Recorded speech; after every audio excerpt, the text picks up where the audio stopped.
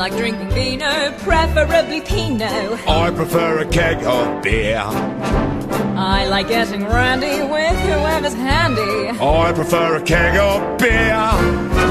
Love massages, long walks and sunsets. Beer, beer, beer, beer, beer, beer. Frankly, you disgust me. You're no picnic, trust me. Let's agree to disagree.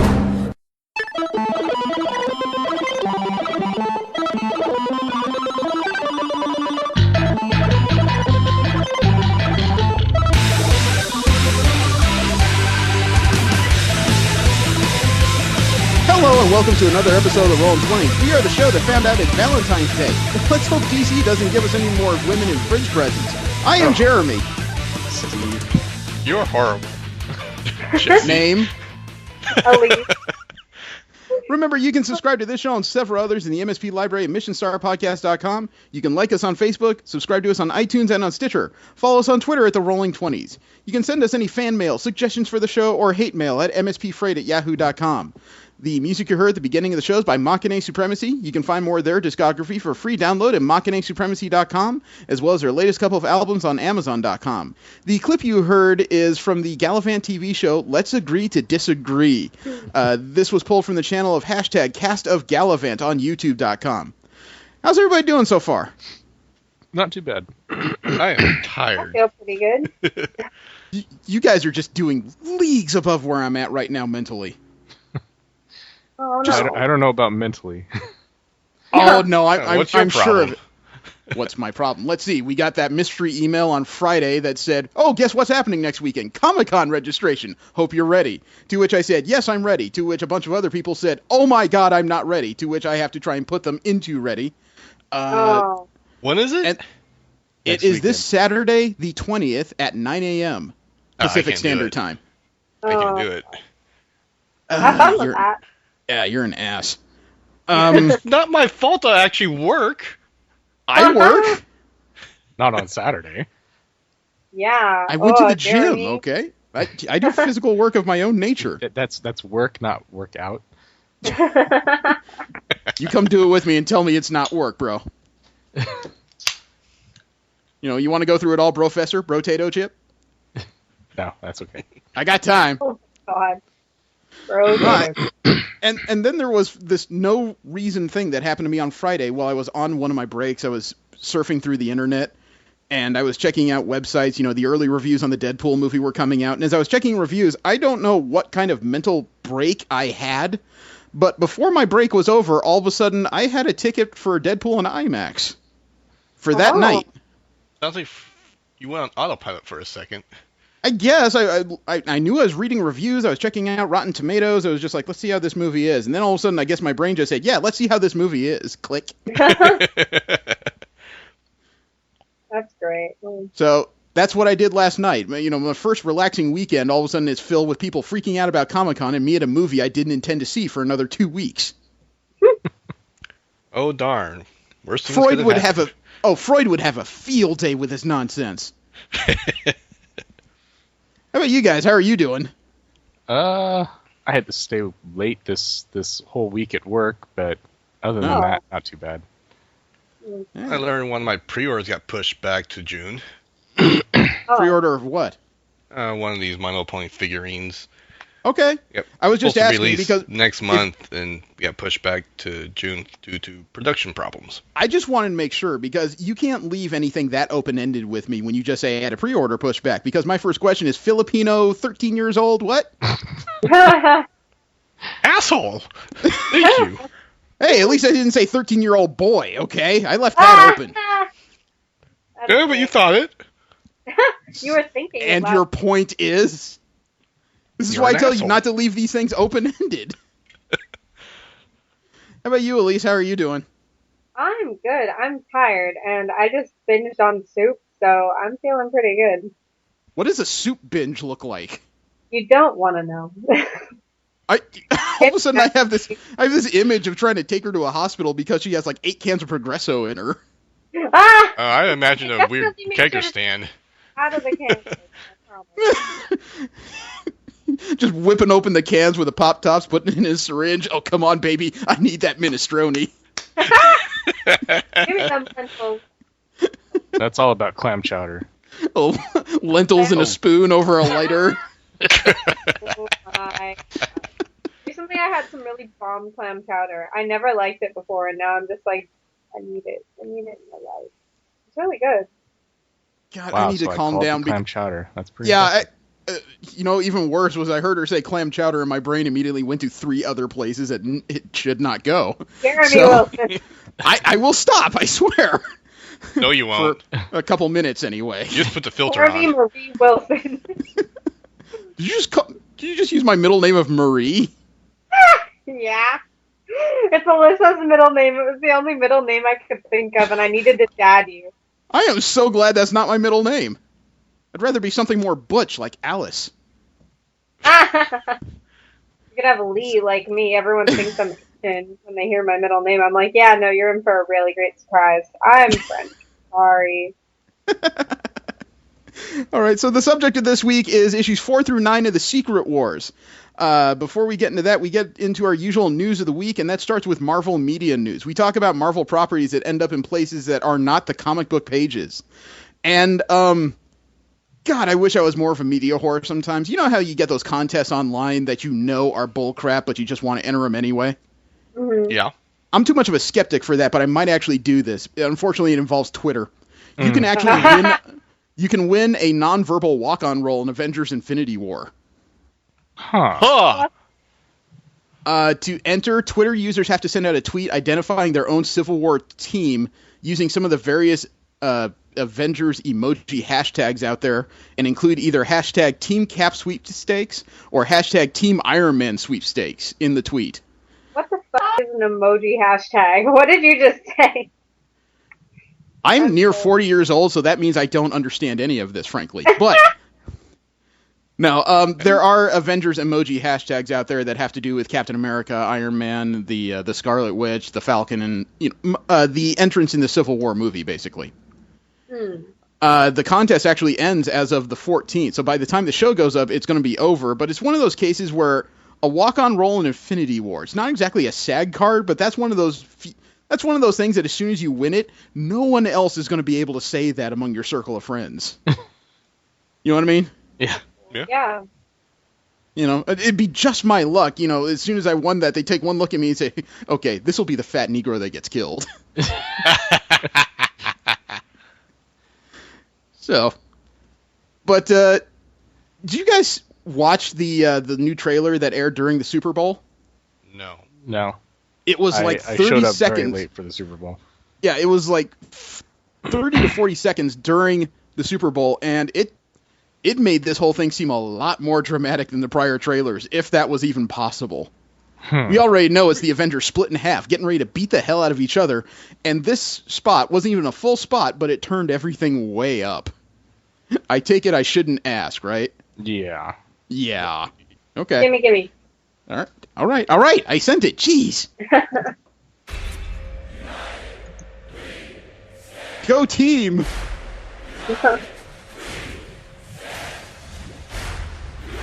It's all a bunch of clips of different Avengers getting into stuff. And that thing with Tony Stark saving his life with a glove, holy cow, dude. United we fall. Yep. There was Ant-Man's first actual glimpse in this movie. And Black Panther. And it's done. Huh. That was really good. It does put a different spin on anything, and the latest rumor mill says that there will be 3 significant character deaths, all Avengers, in this film. Oh, shit.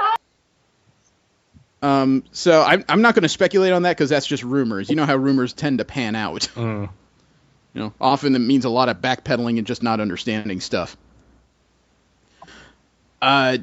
James Gunn, the director of the Guardians of the Galaxy films, he is not rested on his laurels. We know that filming has started for Guardians of the Galaxy Volume 2. Ooh, yeah. And he got into a Facebook Q&A that surprisingly revealed a little more than we expected about Guardians of the Galaxy 2. What did he say? Somebody asked him whether or not the Infinity Stones will factor into the sequel's plot. And he said on video, quote, "We're not really so much about the Infinity Stones in Guardians 2. Is that a spoiler? It's not really a thing, unquote. So the central plot of the last few Marvel films having to do with all these Infinity Stones will not be part of this film. Even though it's before Infinity War comes out. That's a little surprising, actually. No, but, yeah. Maybe a calm before the storm. Are you kidding? There's another little bit that he dropped there that really shocked everybody. What? Quote, as I've said before, Thanos isn't in this movie. I think he's going to have a little bit to do and say when it comes to a certain wars in Infinity. We've got other fish to fry in Guardians of the Galaxy Volume 2, unquote. I'm assuming that has to do with Star-Lord's father. Actually, according to one rumor, the problem that they're going to have to deal with is a little thing called Ego, the living planet. Whoa. Oh, crap. I'm so sorry. At least there is no other way to put it than Ego is basically a small moon with a face. Yeah. What? Okay, I'm excited. Yeah, a living planet. And, I mean, still, that's a rumor. If that's true, how do you kill a planet? Yeah. That Some starts. problems there. Elect Mitt Romney president. Nah, I'm just playing. Are you there sure, though? No, not entirely, because you could probably also elect Bernie Sanders president. You have about the same outcome, frankly. But Who is Sanders' running mate, anyway? I don't think you're supposed to name a running mate until you get the nomination of the party. Right. Yeah. I think. You know, frankly, most of American politics is so stupid, it's really not worth following other than to find out which person's going to try and kill us next. Oh my God. I'm just trying to decide if it's going to be as humorous as like Palin or something like that. In which case, I'm just going to be sit back and enjoy the madness. If anyone in next Palin is their next VP nomination, you can just count it down until he loses. Frankly, there was another clip that was released over the course of the weekend, and it was a short one that had to do with the Daredevil Season 2 series. Ooh. It wasn't a major thing. I think it was only like 20 or 30 seconds. Let me see if I can find it real quick. But the teaser was really short, said almost nothing, and from there it really just kind of devolved into, holy crap, I think we heard the Punisher actually towards the back end of it. Show us. Easy. Why? I sent the video. There's Daredevil taking a knee in Chinatown.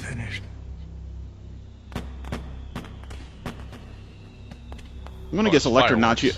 Yeah, I'm gonna guess Electra Nachios in the Hand plays a big role here. Bang. Beg. Is that big or?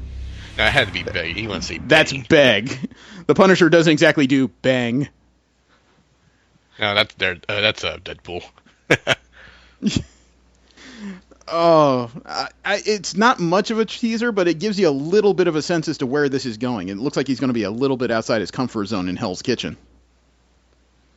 So I'm suitably curious. The next season actually starts March 18th. I mean, it's coming fast. Oh, yeah. Where's you going to WonderCon that weekend? I'm going to WonderCon the weekend afterwards. So that means I may actually have something to do in my room if I have downtime. Well, I may have something to watch. I always have something to do in my room when there's downtime, but that's highly personal. Don't want to know. Are you sure? I can describe it all in great detail right now. Please do, go on. No. I just remove how you say yes and just remove the headset. But then the podcast listeners will have to suffer. We don't want that. Not my problem. We love you, Jeremy. I have a few jokes about taking off my pants and suddenly hurting myself on the opposite wall, but, you know. No! Haley Atwell is the young lady who plays Agent Carter in Marvel's Agent Carter miniseries. Yep.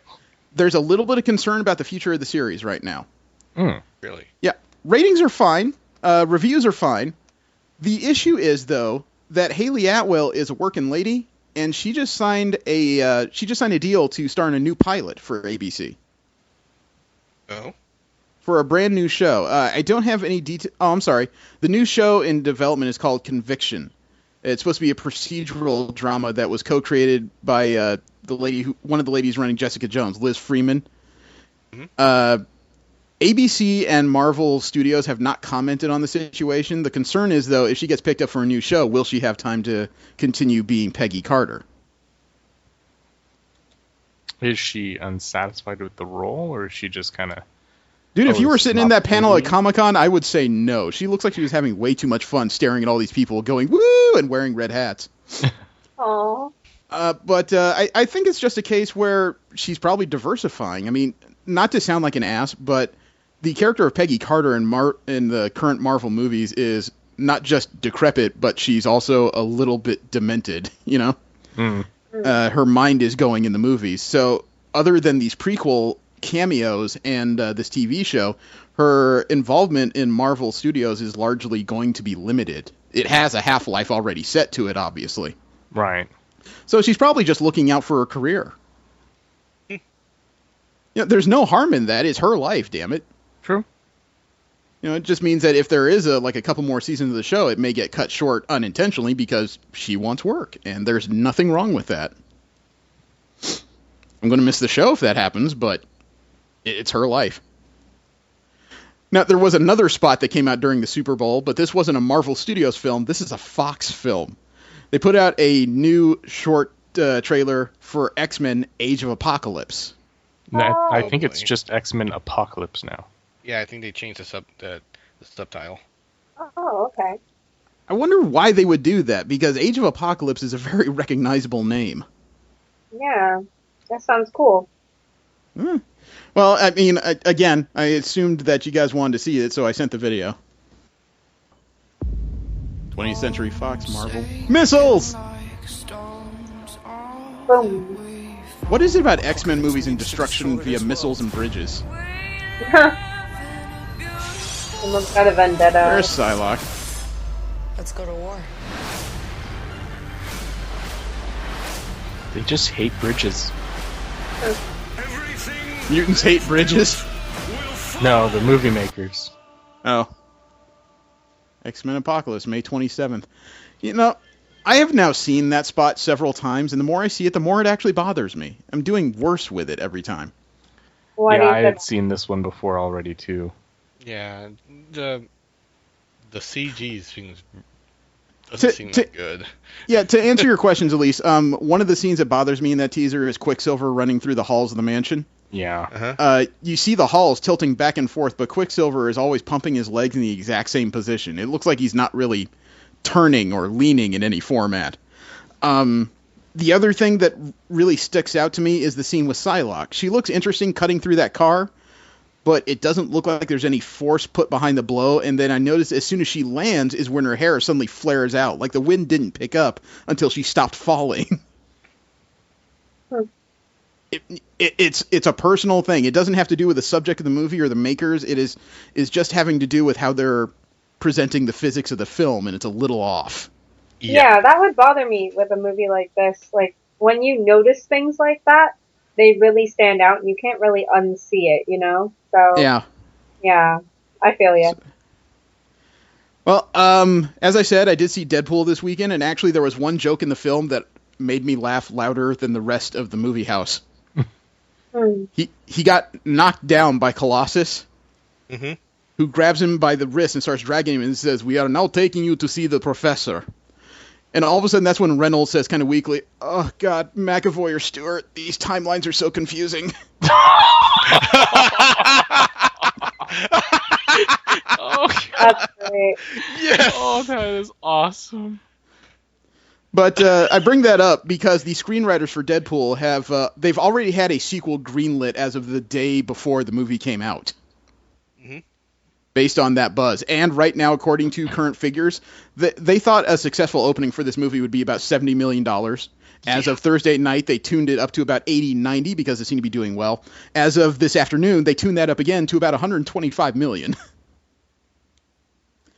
So when it comes to the sequel, you know, the writers are going to get a lot of picks as to what they'd like to do. And right now, the screenwriters Rhett Reese and Paul Wernick are already looking ahead, and the list of characters they would like are Cable, Siren from X-Force, and the Hulk. Oh, the Hulk. Oh, gotta talk to Universal for that one.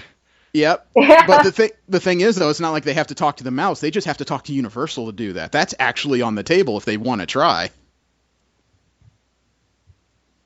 That's if Universal's willing to share. Yeah, but that has a lot of potential. It'd be cool to see. It would be really interesting.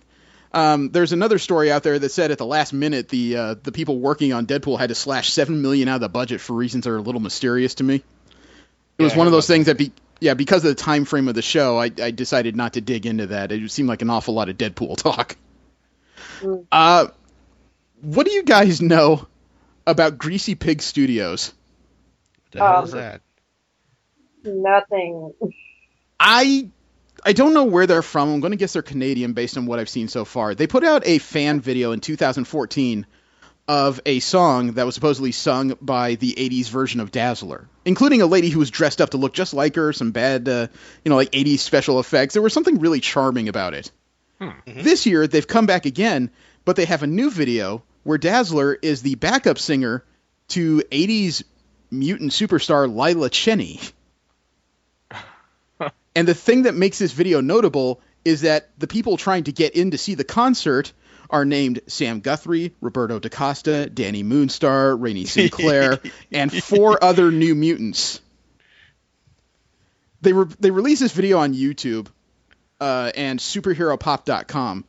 I watched it. It's cheesy. It is cheesy, but there's something oddly endearing about it because of how badly 80s it is. I'm excited. You want to see? Yeah. I sent the video. The Stevie Hunter School of Dance. Stevie Hunter was one of the caretakers of the New Mutants. A human. I like it already. Oh my god. Look at these people. I can't believe we're going to see Lila. Oh my god. I know. Full house. Our connections. It's supposed to be Cypher and Sunspot. Back there? No. Karma, Magma, Magic.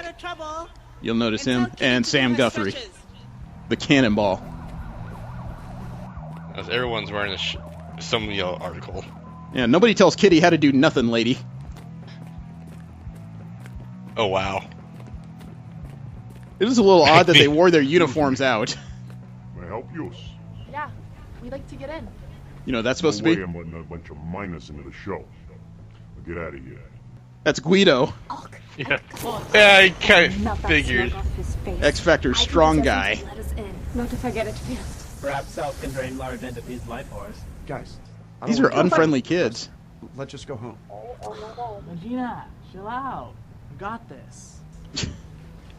This is so 80s. Oh, yeah. Oh my god. I wonder if It's they're like actually Terminator trying to be 1 80s all or... over again. Yeah, I wonder if they're trying to be 80s or if this is just kind of how the cards fell. Oh, I think they're trying. I think they're trying very hard. I think you're hoping they're trying. Oh god. It's legitimately Terminator. Like the first Terminator. Do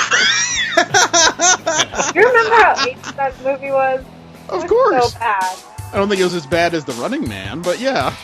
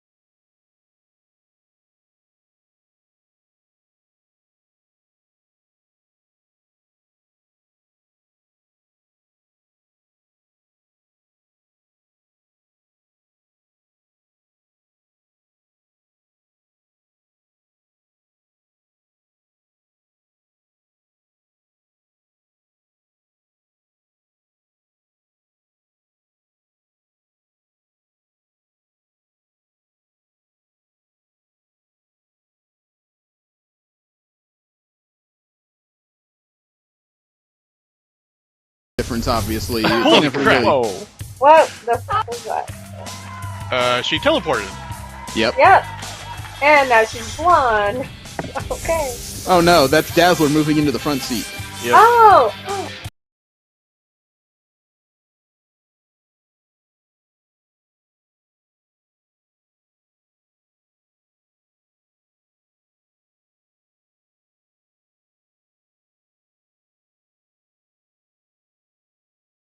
Wow, It's a really bad effects are even as bad as the 80s. Oh yeah. Yeah, Cheney also wasn't the most morally centered person. Ew, oh my god, the look he just gave her was so weird. Ah! I know, there was something about his expression that said, dude, you look just like my aunt. Oh. Wait, does he actually generate a force field around him? So does he really need the goggles? He generates a kinetic field. As he explained in the 90s, he wears the goggles because they look cool, man. Yeah. Oh, okay. Yeah, okay, no, that's fine. That's fine.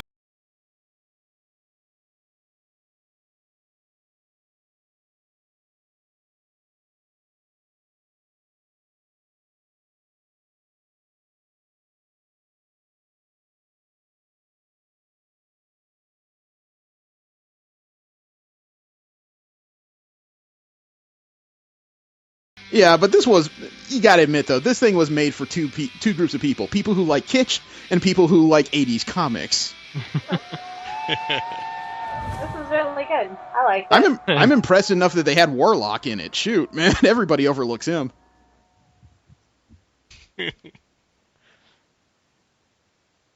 But yeah, they did this, and they did this Dazzler video as well, which is in the link under the video. So we'll be sure to add a bookmark so people can find it if they want to. I laugh at it. Doesn't mean I hate it. I just laugh at it. With Longshot in it. Oh I yeah. actually scrolled down to the comments, and I don't know. One of the top comments is apparently the co-creator of the New Mutants, and I don't know if you saw that, Jeremy. But No, I didn't see that. What was his name? Bob McLeod. Bob McLeod. I sat across from that guy just 2 months ago. Yeah, it says, I'm Bob McLeod, and I approve this video, and some people are like, oh, I don't know if it's him. And then Greasy Pig Studios says, it is him, and he sent me some very nice words this morning, not worthy. That is so cool. Oh, now I have a whole new group of questions to ask him if I ever have to sit with him again and be terrified at a panel. Longer story. Last bit of Marvel media news I have is my favorite money drainer. Sideshow Collectibles has come up with something else to try and steal from me. Oh no. Oh, was it this time? Oh, this one is not an X-Man. It's not an Avenger. This little lady has never been either. She is known as the most dangerous woman in the galaxy, Gamora. Oh, wow. Take a look at this statue based on the comic book version of Gamora from the Guardians of the Galaxy, man. Oh, she looks so good. Which version? Ooh. The current version, the one with the white and gray bodysuit. I really like this costume. It is the most dynamic pose I've seen in one of their statues. Even their their X-Men and Avengers stuff tend to be a little more static, but this one looks like it is about half a thrust away from just gutting three things at once. Yep. In the exclusive version, all you do is you interchange that free hand with a hand holding a small knife. No extra head this time, just another weapon. Worth it. Yeah, I think really good. I'm sure that hood on her back is made of stone. I think the belt is a strap of leather. Judging from what I'm looking at here. Yeah. I think the retail on this is going to be about $420, $450, excuse me. Mm. $450 seems to be their new price point. Most of their newer statues are coming out at that level. It could be made of vinyl, but that's a lot of money. So. Oh no, Sideshow does not. Statue. Yeah, Sideshow does not do vinyl, dude. They just don't. It's never been part of their thing. I have one of their first edition Emma Frost, and that is all stone. Mm. I'm sorry, I lied. There is one more Marvel Media item here, but this one goes to cosplayers. Oh. You guys have seen cosplayers out there. You know, sometimes they just wish they could have something a little more screen accurate, but to get screen accuracy, you got to pay somebody like somewhere between $300 and $500 for a decent prop, right? Yeah, it has to be decent. Yeah, or the $14,000 that Elsa paid. Exactly. My God. Per costume, I think. Me. Oh. Oh no, for her series of costumes. Anyway, This is really interesting because these are props that are Disney and Marvel certified for an average of about $100, and they are very accurate. Take a look at their Iron Man I've seen this. mask. Look at their cap shield, though. That thing is detailed. Oh my goodness. That shield, that Captain America shield is $100 and is 24 inches across. The same size as the shield used in the Marvel movies. Huh. Oh my god. That is so cool. There could be a whole host of new cosplayers out there with this kind of stuff. I love cosplay. And Good on them! Holy crap. Yeah. I really, really love that these companies are actually kind of encouraging things like cosplay because I'd love to see more of that. That's so amazing. It's free advertisement. Dude, if I could find a company willing to make like a couple of costumes, the thing is, I'd probably ask for one for myself and like 3 for the Pixie over here because she could be a bunch of different Marvel characters.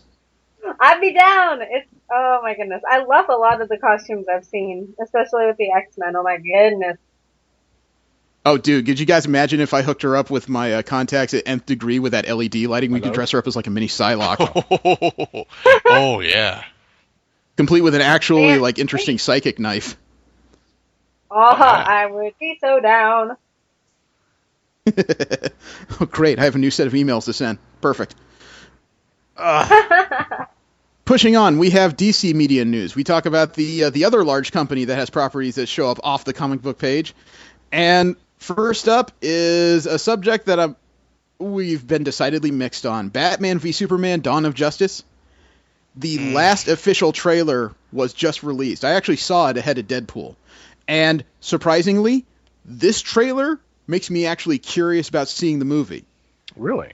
This is far and away the best trailer I've seen of this film, and it looked like Batman being Batman. When I say that, I don't mean Christopher Nolan, I don't mean Michael Keaton. I mean, this looked like a visual representation of frickin', Greg Capullo and comic books. This looked really visually interesting all of a sudden. Ooh, I'm excited. You want to know what I'm talking about, don't you? Yes. Yeah. Stop dangling the cheese. Share with me. All right, I sent the video. And there's the plane, the Batwing. Oh. Thermal imaging is showing me 24 hostiles on the third floor. Yeah, there's Jeremy Irons as Alfred. Really? Huh. You didn't realize that? We've talked about his casting a couple times. We laughed when we heard about him that he may be the first Alfred that could kill Batman. Okay, this is the scene I was talking about. Watch Batfleck kick ass here. He chokeslams Baron the Undertaker. He's flinging people something out of the Rockstar games. Yeah. This looks like something out of Dwayne Johnson, The Rock. Even you got too old to die young. That was slow. You're an ass. Ow, that last one. That was painful. One where he punches him, he landed on his own skull. Oh. We believe there's even a 1% chance that he is. Oh my goodness. He looks so great. I've been worried about this because, the previous trailers we've seen, Ben Affleck seems kind of unemotional. In this one, he looks fired up. Yeah. Day versus night. You're psychotic. The fact that he runs the Batmobile into Superman and doesn't move, there's something comedic about that. Yeah. Too big for little minds. Oh my god. Yeah, I love the fact that Superman rips the canopy off the Batmobile and, Batfleck stands up and look at him and just, you're wondering if he's thinking, do you have Geico, asshole? I've known a few women like you. And watch his last punch he throws in the armor. Like me. Oh, there's Wonder Woman. You.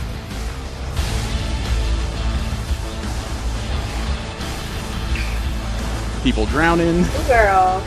Zack Snyder. Oh, wow. That power can be He just thought and... Oh. Watch this punch. Blocked. Huh. Okay, they should have shown this first.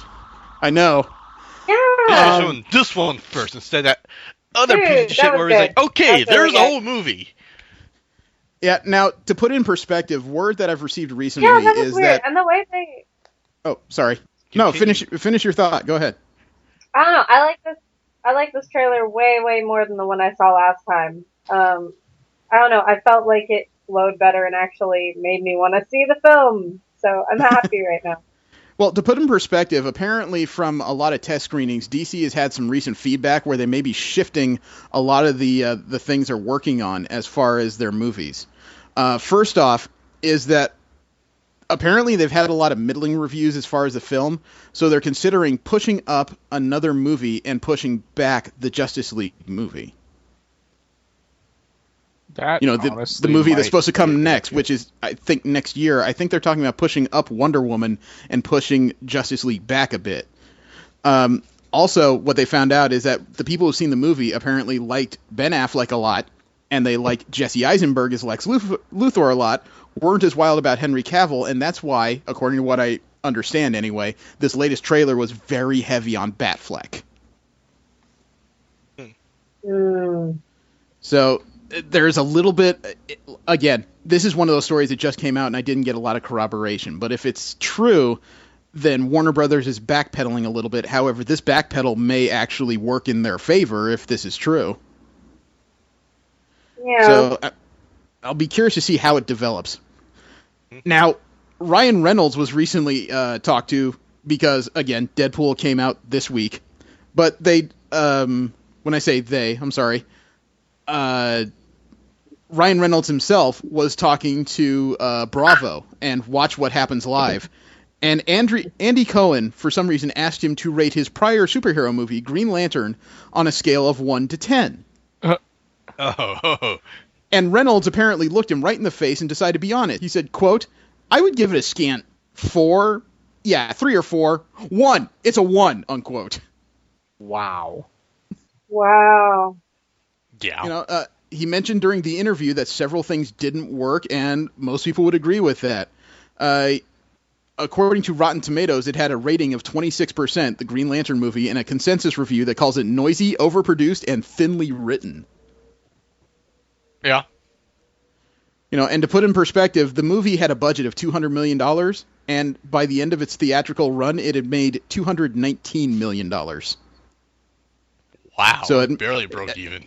Yeah, as far as movies go, it made nothing. And usually movie budgets don't include advertising. Ooh. Yeah.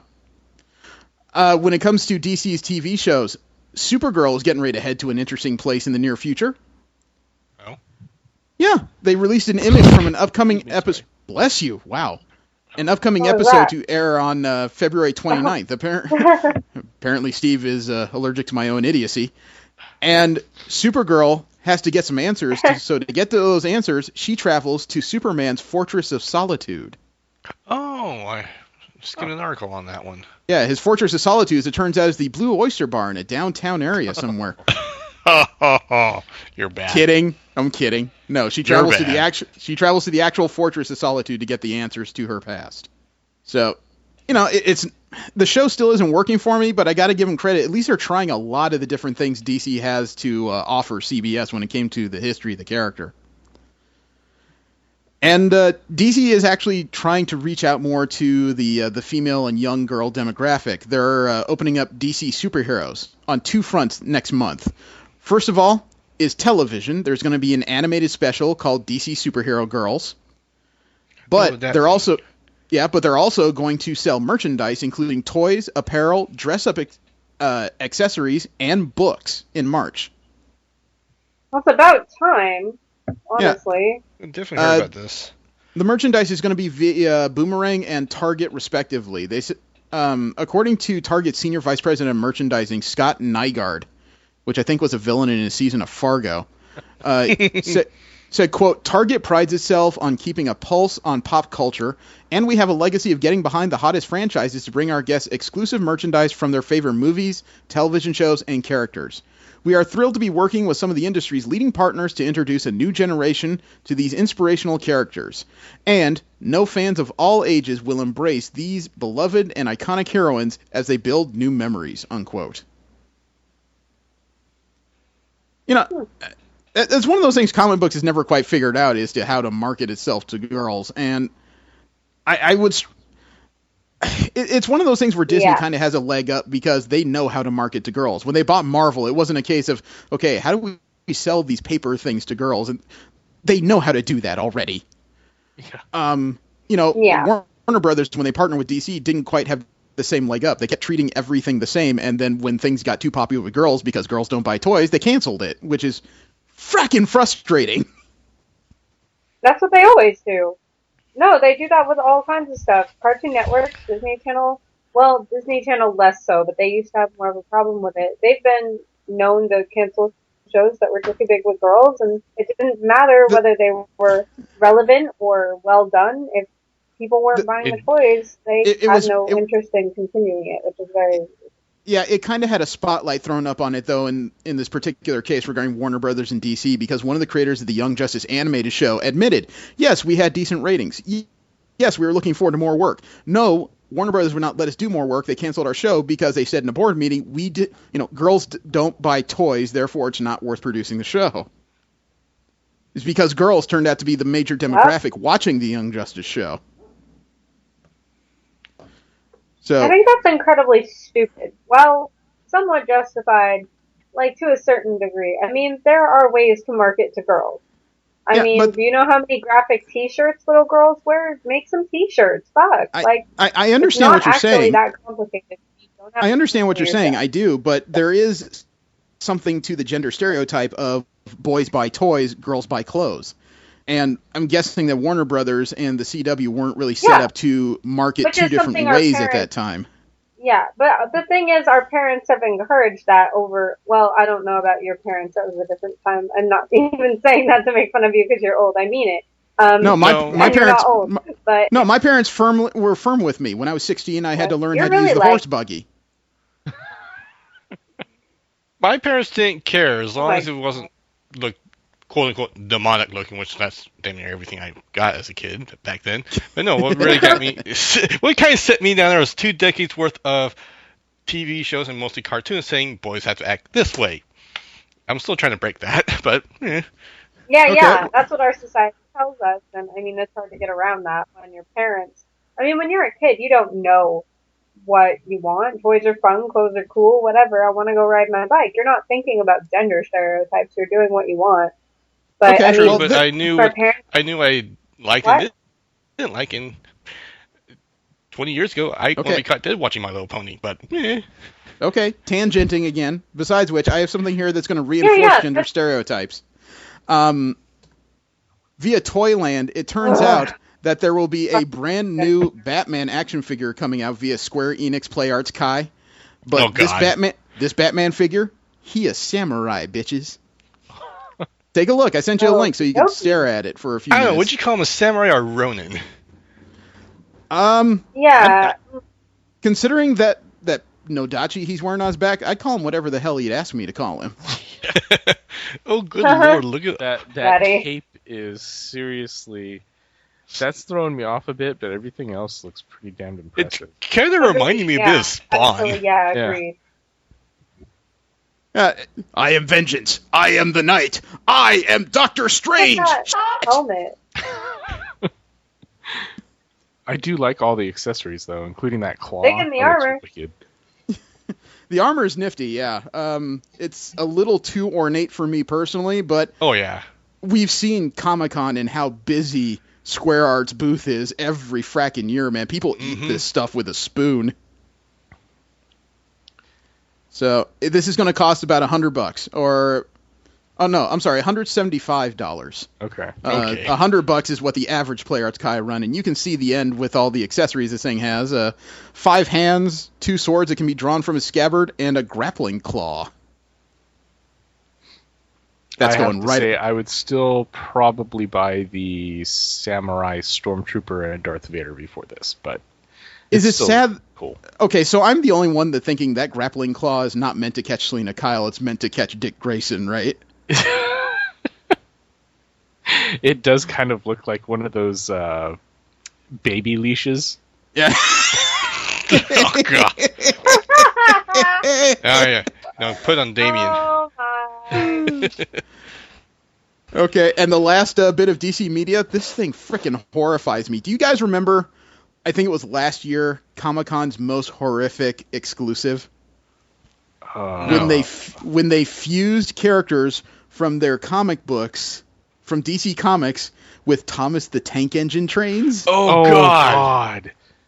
No, I had forgotten that. Thank you. I have bad news for you because they're making more. Toy Global Brand Marketing, which works on Thomas and Friends, and DC have teamed up to produce 30 more of these things. Why? Dude, I've got the gallery on Newsarama for you to look at, but I swear I was looking at like Aquaman and Black Manta and Cyborg, and frankly, I can't unsee a lot of this stuff. Thank you for sharing. You're welcome. Eating of Thomas the Tank Engine tonight. Fuck you. These are the things nightmares are made of, man. Oh my God! Aquaman, his face makes me think of like the Barney Rubble or something. Is that a gap in his teeth? Yeah, wait till you see the Firestorm. Holy cow! I mean, these are basically Thomas the Tank Engine. Yeah, these are Thomas the Tank Engine trains made up to look like DC characters. And yeah, there is a Black Manta in there. You got to click a few times to find it. The Bizarro one. Beast Boy. Oh my God. I don't know how to feel. Yeah, Bat characters up and down the pole there. Shazam and Black Adam. There's even a Sinestro train in this. And Solomon Grundy. Oh, man, Firestar. Flash. I am going to have Firestar. Yeah, there's a Firestar. Firestorm, you mean? Firestar is a Marvel mutant, dude. You're crossing the streams, man. Don't cross the streams. Well, that's the Harlequin. Okay. Yeah. Oh. Poison Ivy. Oh my God, is that the Joker? Oh God. There's a Joker, and then there was one that I had trouble identifying. I think I figured it out later. It's one of those things where if it works for kids, fine. If it works for you as a collector, fine. Me personally, I've had bad dreams that have woken me up in cold sweats that look a lot like this. Okay. I was going to say, that's got to be the Adam West Batman right there. There's a Jay Garrick Flash. Grundy. What the hell is that? I can't believe this is a thing that exists. That's what I've been asking this whole time. I think that's Mr. Mixpit-Yetzlik. Oh, that guy from the... What? Mr. Mitzelplick. Nth Dimension? Yeah, I think that's who that's supposed to be. Believe me, I spent a while staring at it going, what good God horror is this? Moving into general media news, we talk about the multimedia properties that are not Marvel and DC related. Unfortunately, we lost a man this week. Yeah. Daniel Gerson died. You guys familiar with him? No. Oh, no, I'm not. I've heard the name. He was 49 years old. It's turning into an old story. He was 49 years old. He lost a battle with brain cancer. Oh, cancer sucks. Well, the thing is, though, he was a longtime worker at Disney. Shitty way to go. Yeah, he was a longtime worker at Disney and Pixar. Gerson was a frequent collaborator with Robert Baird after the two met in 1998. And Gerson wrote Monsters Incorporated in 2001. He teamed up with Baird to write Monsters University in 2013. And he teamed up again with Baird to write the upcoming Cars 3. And he was also one of the guys that was on, he's got writing credits on Cars, Up, Inside Out, Open Season, Chicken Little, Meet the Robinsons, and Big Hero 6. Oh, wow. Jesus. The guy was a serious writer and we lost him. Sad right now. So I don't know what that means for the future of Pixar writing. Obviously, they're just going to hire somebody else, but will they be as talented is the question. Because, well, the thing about Pixar films is I've seen a bunch of them, and I've lost count of the ones that going into them, my kids were excited. I'm just thinking, this is going to be awful. And by the time I left, I'm the one going, when does the Blu-ray come out? Yeah. They've had some really bad concepts that on paper sound awful, but the writing turned it into a really memorable movie. So I'm worried that they may lose that magic since this man passed away. We've got another cosplay story here, though. Okay, self-proclaimed cosplay ambassador Yaya Han is teamed up with Joann's Fabric Stores. They're starting a line of cosplay fabrics that are already out in stores.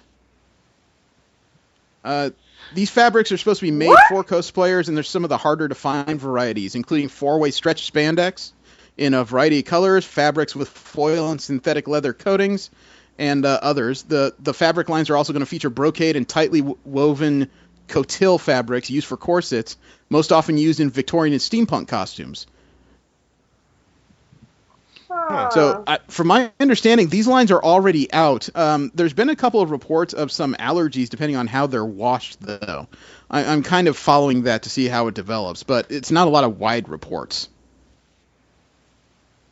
But according to Han herself, quote, "This line from Cosplay Fabrics represents a paradigm shift in the world of cosplay. Dressing up and creating your own fandom at events like Comic-Con in San Diego and New York has really gone mainstream in the last few years. Now it will be even easier for everyone to make their own costumes and create their own fandom," unquote. Not a bad idea. I just wish there was a better spokesperson. I'm still not a fan of this lady. That was really crappy wording, but yeah, that's interesting. I didn't realize there'd be cosplay fabrics out in stores. I'm happy. I would need somebody to help with that because I've done some prop building, but I still have not sewn a damn thing in my life. There's a new nerd talk show coming. I cosplay and I sew, and this is very, very good news. I know you mentioned at some point that you had mixed feelings about Yaya Han, but they're not mixed. Cool. They're negative. Yeah, I've seen her once. Not the greatest, but whatever. This is honestly great because a lot of the flashier fabrics or like more spandexy, they tend to be more for costuming, and I think with fabric stores, and when I say costuming, I mean like wear it one day and throw it out. So the fabric doesn't seem like it's as durable. So I'm hoping maybe they'll be putting out some stuff that is meant to be worn for more than a night out on Halloween. That is awesome. Okay, we can move on. All right. Well, AMC has a new geek talk show coming out. They're calling it Geeking Out. I don't know when it's supposed to debut yet. I don't have a date. But the two people who are hosting the show is Greg Grunberg, who's been on Heroes and a couple other TV shows. He was also recently in Star Wars The Force Awakens. And comic book auteur, director, and podfather Kevin Smith. Huh. Oh. Yeah. The press release from AMC says, quote, "The series, Geeking Out, will be hosted by Smith and Greg Grunberg and will take a timely look at pop culture through a fanboy lens," said network officials. Kevin and Greg are both true fans of this content and share a deep passion for talking about it and engaging other fans about it. But it's their natural chemistry as hosts that really brings this idea together. As part of our growing non-fiction slate, we wanted to create a broadly entertaining venue for hardcore fans and general viewers where we can break down all things fanboy on a weekly basis. And we wanted to bring those fans great interviews and exclusive looks into the world of fanboy culture. We look forward to sharing this highly entertaining duo with our viewers," unquote. I mean, the review of this, or the review of the idea, I should say, on IO9 and Rob Bricken was rather scathing, but to which I say, the frick, man, the show hasn't even come out. Let's hear what they got to say first, Yeah. I mean, I honestly have a hard time seeing Kevin Smith, if no one else, do a bad job with it. He's done lots of stuff like this before, and he does a generally good job. Yeah, but he's also the first guy that would tell you as much of a good job as he does, he also does things like Jersey Girl and Tusk and all this other stuff. To me, though, it's the same kind of show we're trying to put on here. We're actually trying to take a detailed look at things instead of just, well, you should buy this because when you buy it, we get 5% of the residuals. No, right. He's actually going to look at stuff and give an opinion with Greg Grunberg, who I haven't been wowed by Greg Grunberg's acting specifically, but I've talked to him once, and he does have a lot going on between his ears. This sounds like fun. I don't know if Kevin Smith will be as stoned as he is during Hollywood Babylon, but this sounds like fun. Oh, my goodness. Going on to something that I'm really mixed on, the Hasbro Cinematic Universe is chugging forward with Transformers movies 5, 6, and 7. Saw that. Yeah, the 6th movie, though, is turning into a big curiosity among fans. In what way? It's been announced that the 6th movie will be a Bumblebee origin story.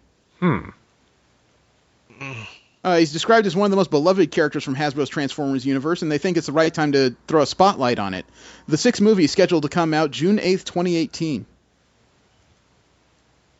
It's also been slated that 2017's Transformers 5 would be the last time Michael Bay will be directing one of these films. Oh, okay. He's already poisoned the pot, man. I don't know. Sometimes when people leave, it gets better. I mean, we saw what happened when that guy who did X-Men The Last Stand left. All of a sudden, they made good movies. Yeah. Yeah, but now he's coming back for Apocalypse. I didn't say they weren't stupid enough to rehire him, but, you know, what can you do? And besides which, we already found out who one of the new voices in the My Little Pony movie will be. Yep, I know who it is.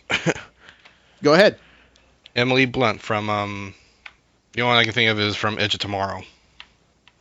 She was also one of the top candidates to play Captain Marvel. Oh, yeah. Oh, really? If you're going to keep saying, I heard that, I know that, I heard that, I saw that, I'm going to have you host the show. We'll see how this goes. Watch out. You're going to go nowhere fast. The Hollywood Reporter offers a plot description, quote, Blunt joins a cast of Kristen Chenoweth, Tara Strong, Kathy Weseluk, Andrea Libman, Tabitha St. Germain, and Ashley Ball, who will voice the main six: Twilight Sparkle, Applejack, Rainbow Dash, Pinkie Pie, Fluttershy, wow. and Rarity. When a new dark force threatens Ponyville, they embark on an unforgettable journey beyond Equestria, where they meet new friends and exciting challenges on a quest to use the magic of friendship and save their home. Unquote. Okay, so this the sounds like some generic kids movie plot. Actually, it really sounds does. like they're reenacting Jersey Shore. I can't imagine Jersey Shore and friendship is magic being in the same sentence. It's there, but it's usually somewhere in between. Cab is here. Yeah, I'll take your word for it because I've never seen Jersey Shore and I don't care to. And they use a friendship and magic all the time. Every time they les all over each other. I mean, you know, it's there. Again, I'll take your word for it. Whatever. Well, they've also cast a couple of actors in the new Riverdale show on CW, the reboot show of the Archie universe. Huh. They've cast the characters of Jughead Jones and Betty Cooper. Jughead is going to be played by Cole Sprouse from the Sweet Like Zach and Cody, who I think is one half of the twins on the show. Okay. Wow, I never... Yeah, he is. And Betty's going to be played by Lily Reinhardt, who was on Surviving Jack recently. This is going to be written by Archie's Comics Chief Creative Officer, Roberto Aguirre Sacasa. He's also one of the show's executive producers. You know, Riverdale is a show I'm not sure I'm prepared for, but goodness knows, I'll probably find it more entertaining than Supernatural. Oh, good. I'm not the only one that doesn't like that show. Oh, I don't like that. I don't like Arrow. You know, most of the shows whose major plot point is wait till the moment where they take off their shirts, I'm not really into that. Yeah, I had a friend who was completely obsessed with it, and I watched 2 episodes. I just couldn't do it. Oh my god. Yeah, it's not my speed. Okay, this is going to get interesting. The Mouse is being sued by the Brits. For what? Oh. Yeah, I read For near. Okay, go ahead, Jesse. They're being sued because of that. Remember when Harrison Ford got injured? Great Britain or the British are suing Disney for that injury because they didn't provide enough safety for all their people on set. That wasn't the only thing. They actually cite breaking several workplace health and safety laws. Yeah. Basically, the Brits, you know, it's almost sad they couldn't sue the Millennium Falcon because that's what tried to kill Harrison Ford. But the UK's Health and Safety Executive, or the HSE, has charged Foodles Production with 4 violations of health and safety laws. And all 4 of the allegations boil down to Foodles not ensuring as much reasonably practicable the health and safety of their employees, and by not minimizing the risk of an accident. They said, quote, by law, employers must take reasonable steps to protect workers. This is as true on a film set as a factory floor. We have investigated thoroughly and believe that we have sufficient evidence to bring the case to court, unquote. Now bringing Elmer Fudd. Go fuck yourself. I was actually a little bit sad this week. Game Trailers is no more. GameTrailers.com. They were a go-to for me for video reviews of video games and just, following the kind of the current culture of video gaming. But after 13 years, they ceased operations this week. Huh. Yep. The founder and boss of the site, Brandon Jones, released a tweet that said, quote, "After 13 years, Game Trailers is closing down today. Thank you for your continued support over the years. It has been an adventure," unquote. Did they list a reason? It was nothing other than the community moving on to other sites, and, Twitch has taken I don't want to say they've taken the market, but Twitch was a different form of viewing of video games that you could get live streamed. That's very different from what Game Trailers offered when they were trying to put together heavily produced videos that could come out, a week and a half after a game is debuted. True. So it was more about, if I had to guess, at least instant satisfaction, because I think Game Trailers was much better videos. They just weren't as quick as everybody else. Actually, from what I heard, they produced way more than is necessary. They oversaturated, and thus not all the videos could be watched appropriately. That's interesting, because most of the video reviews I watched were mostly game footage just strung together. I mean, the only production was a few end caps to let you know what section of the game they were reviewing at the time. Yeah, the thing is, again, they seem to produce a lot at once. Is what one guy I listened to, Sir Myson, he does actually video editing work himself. Yeah, I'd argue against that, because they really didn't release too many videos per week. It just wasn't quick, that's all. Have you guys heard of Hardcore Henry? No. This trailer hit the net this week, and it's a new type of movie that's either going to be great, it's going to be pioneering, or this could be a very bad idea. And I'm honestly not sure which. The story of Hardcore Harry plays out like Call of Duty, frankly. You are a man named Henry whose wife is a scientist leading in cybernetics and what do you call it? Biology. You're in a horrible accident, you wake up and she's affixed several cybernetic limbs to you. Unfortunately, you've lost the ability to speak, and then people bust in because they want your technology, and there's a horde of, cybernetic and minions running after you. But the whole movie is apparently done in the first-person perspective. Huh. This sounds like a Deus Ex game. The thing is, though, it's a movie, and the trailer is already out. Huh. I watched it. It's trippy. I'm not going to say it's bad, but I'm curious now. You want it? Yeah, might as well. All right. I sent the video.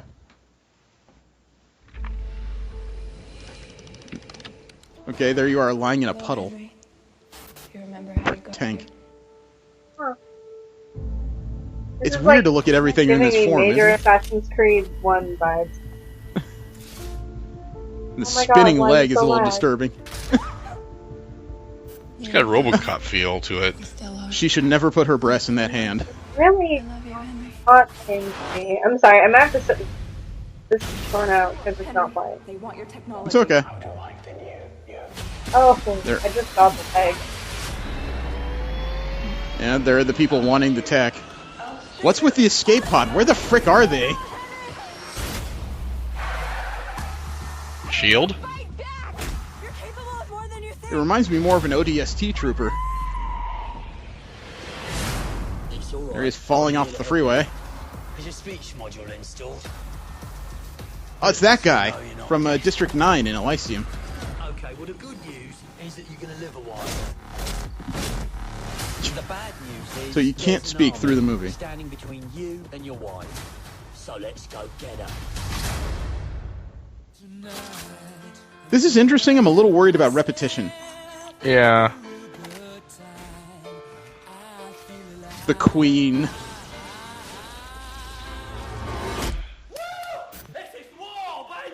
All of a sudden, this feels like Max Payne.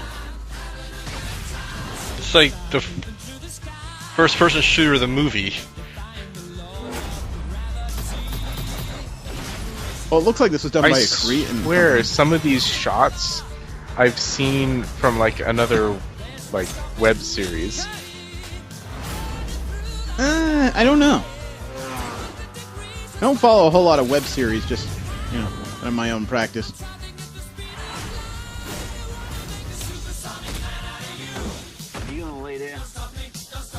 It looks interesting. Like I said, though, I worry about repetition because all that can get really tiresome sometimes. Actually, more worried about people getting motion sickness. I saw the trailer. In full screen a couple times with my nose up to it. It's not bad. Well, it's one thing to watch all the clips being strung together. It's another thing to watch a full-on scene go out. I'm sure there's it's a matter of the field of view. I don't think that'd be as much of a problem with IMAX. Yeah, well, that's assuming the movie is released in IMAX. I don't know. Last up, when it comes to general media news, there is a new light novel that's been announced that's a sequel to the series of Spice and Wolf. Huh. That's one I've never really gotten into. Yeah, it's coming out, or the announcement came via Dengenki Bunko magazine, and they revealed that the sequel has been in the works for the light novel series for a while. There may be subsequent anime adaptations to it as well. The sequel is supposed to be a continuation of the previous series, or take on another form entirely. Or I'm sorry, decided yet? It actually hasn't been ascertained what the sequel story is. They're keeping that tightly under wraps. So there's been no information regarding a new season of the anime of Spice and Wolf. The sequel is supposed to debut in the April 9th edition of Dengenki Bunko. So, unfortunately, that's about all the info there is on that for the time being. All right, next up, Marvel comic news. The Marvel properties that do end up on the printed page. And as we discussed earlier, the second season of Daredevil is supposed to land on March 18th. It does feature the Punisher as a sub-character in the series. And I suppose it's no coincidence that there will be a new crossover coming between the Daredevil and Punisher in comic books via a new miniseries announced last week. It's going to concern a competitive road race between the two, with the prize being a mob boss. So Daredevil and Punisher are both working their way towards a mob boss to see who can get him first. Competitive road race with a blind man. Well, when they say a road race, I'm sure they mean through the rooftops. I don't think they're spider buggying their way across the city. Okay, that's that sounds a lot better. According to Charles Soule, who's writing it, quote, "It's a Daredevil-centric story, and we see it through his point of view, but that doesn't mean the Punisher is the villain. As always, when Frank Castle gets involved, things get complicated very quickly. The main story here is that Matt Murdock is trying to get a certain individual, a Russian mob boss, to a spot where he can stand trial for his crimes. The Punisher feels that it would be so much simpler if the mob boss just never got there. He wants to cut out the middleman, basically.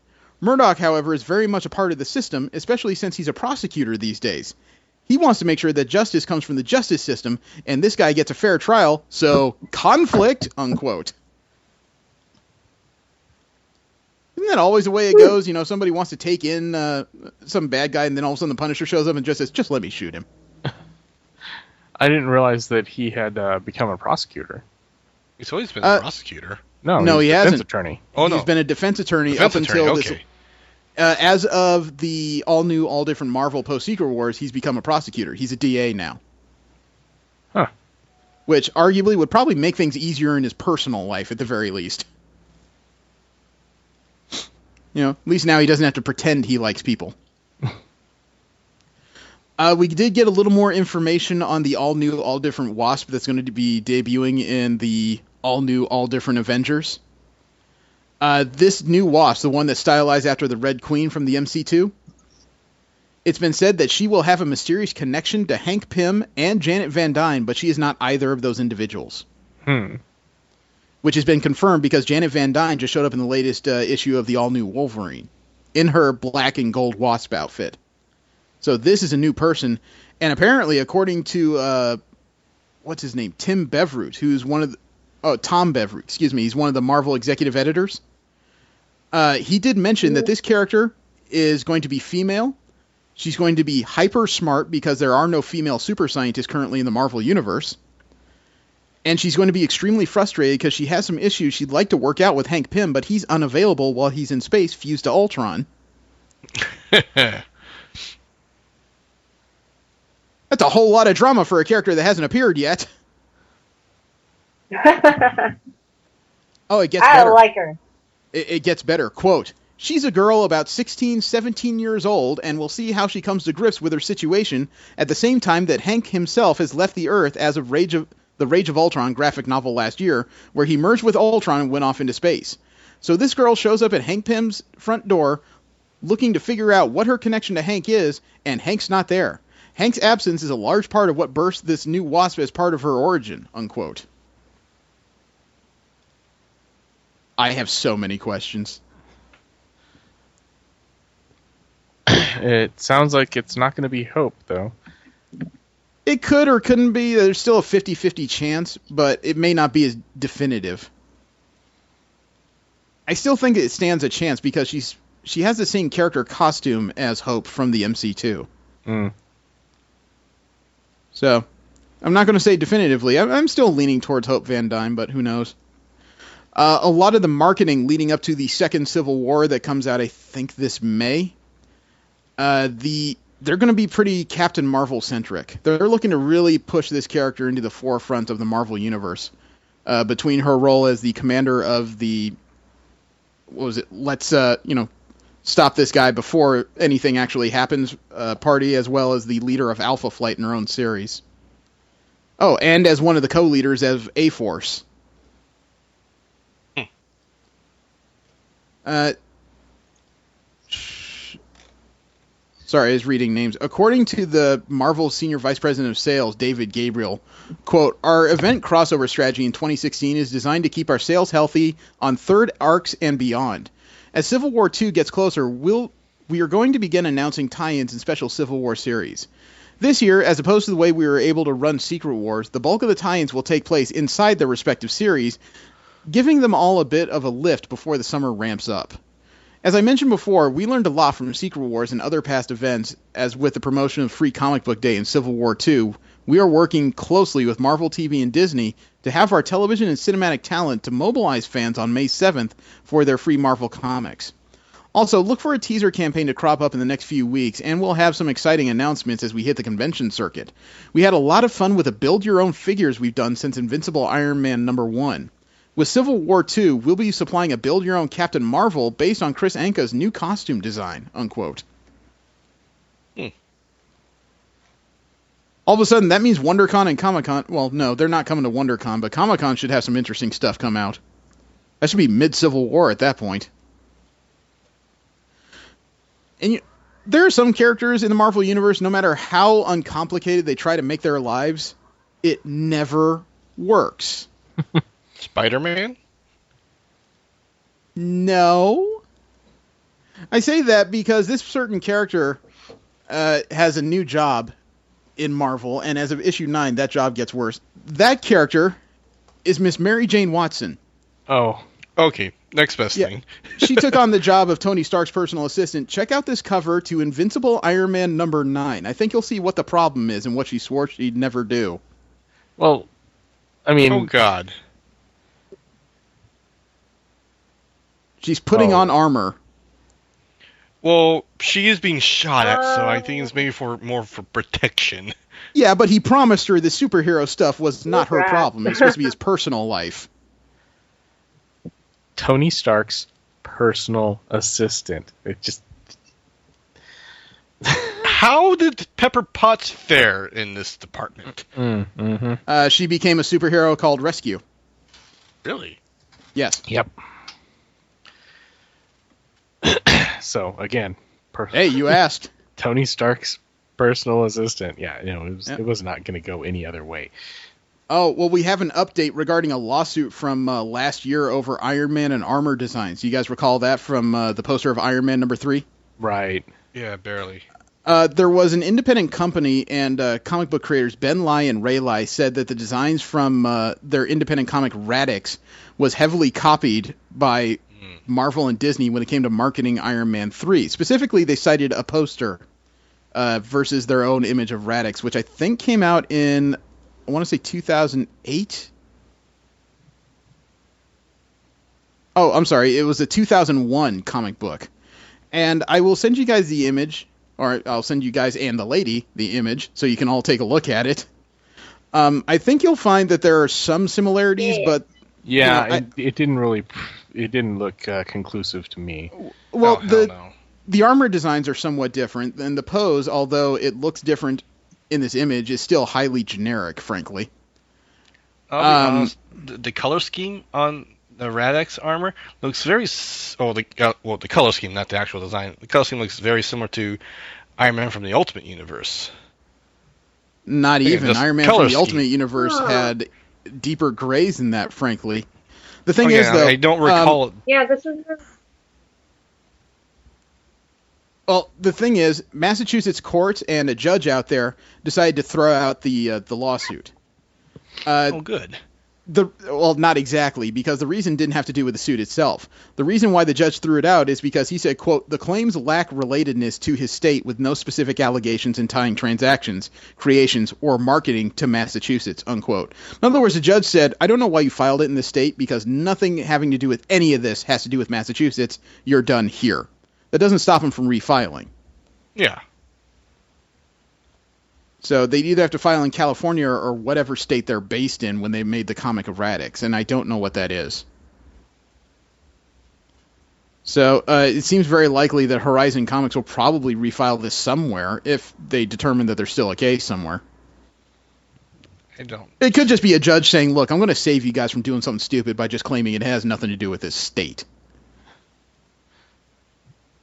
Now, judges can be kind in that format if you take the hint. And last up... They won't take the hint. Okay.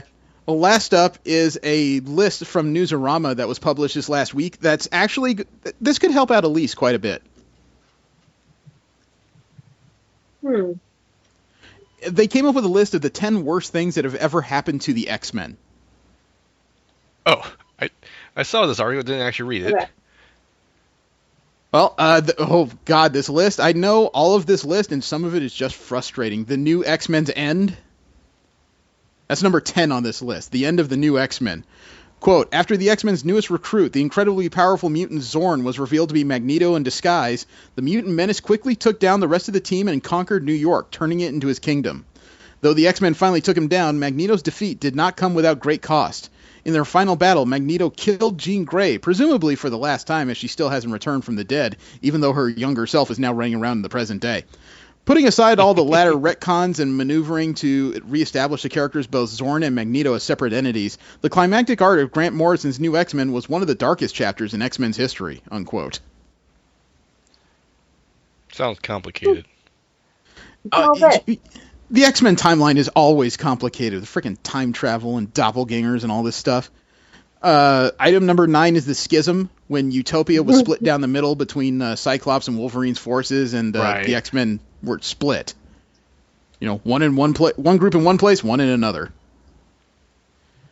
Number 8, though, is a classic that I still have not read, but I get the gist of by the tie-ins from other series that were not the X-Men at the time.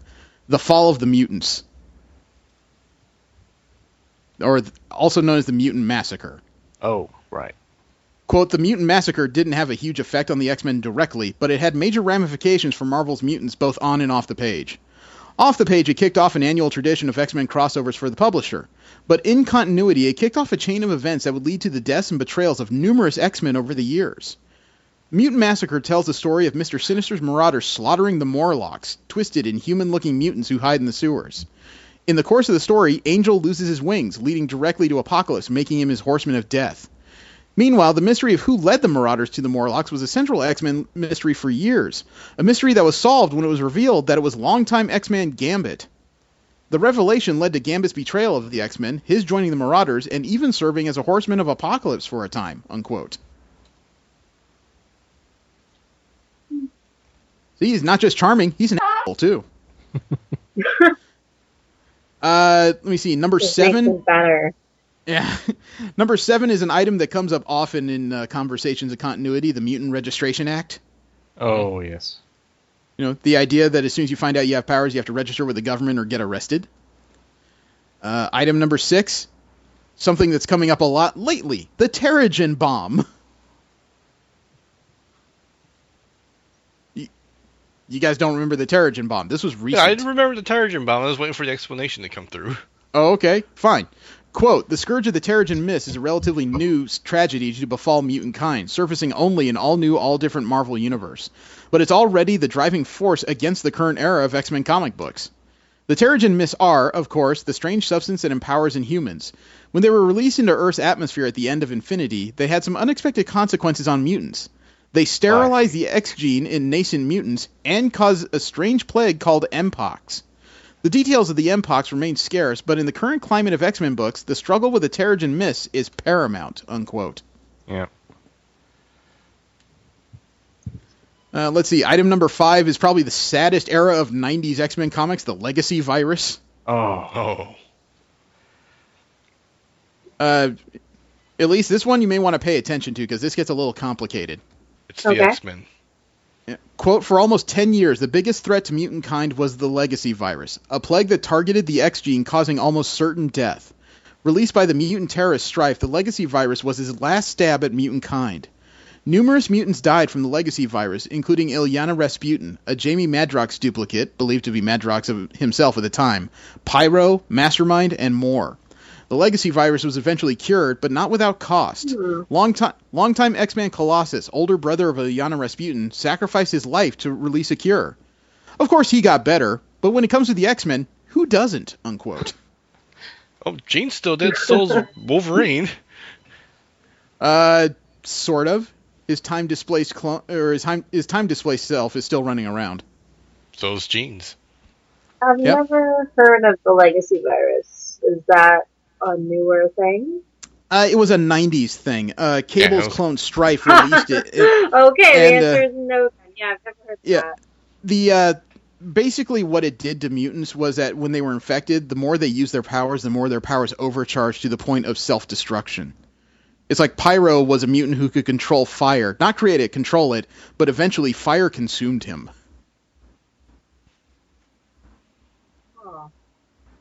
That's an example, anyway. Like a bad way to go.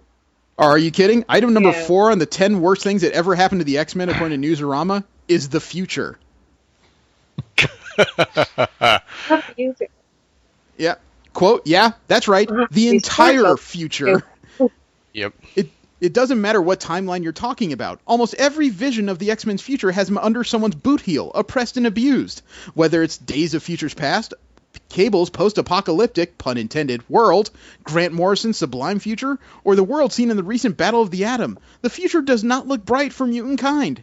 In fact, numerous mutants have traveled into the past to stop their terrible futures from coming to pass. Cable, Bishop, Rachel Summers, and more all came back in time to save the future. As for which one will come to pass, well, as they say, time will tell, unquote. Oh my god, I have mixed emotions. Oh, you know, if there is an X-Men comic that I have to let you borrow at some point at least, it would be the graphic novel of item number 3 on this list, The Dark Phoenix Saga. Oh, God. Do you know the story of the Phoenix? The Phoenix. Yes. No. Okay. Strap in. I don't know what you're referring to. Okay, quote, The Dark Phoenix Saga was probably the very first very bad thing that happened to the X-Men. It may not have had the scope of something like the Legacy Virus or the Mutant Massacre, but its impact still resonates in X-Men lore. Probably the 2 biggest tragedies that occurred as part of the Dark Phoenix Saga were the destruction of an entire solar system at the hands of an unhinged, cosmic-powered Jean Grey, and her eventual death after her trial by the Shi'ar. As with many dead mutants, Jean was returned from the dead, for a while at least, fitting for a phoenix after all, unquote.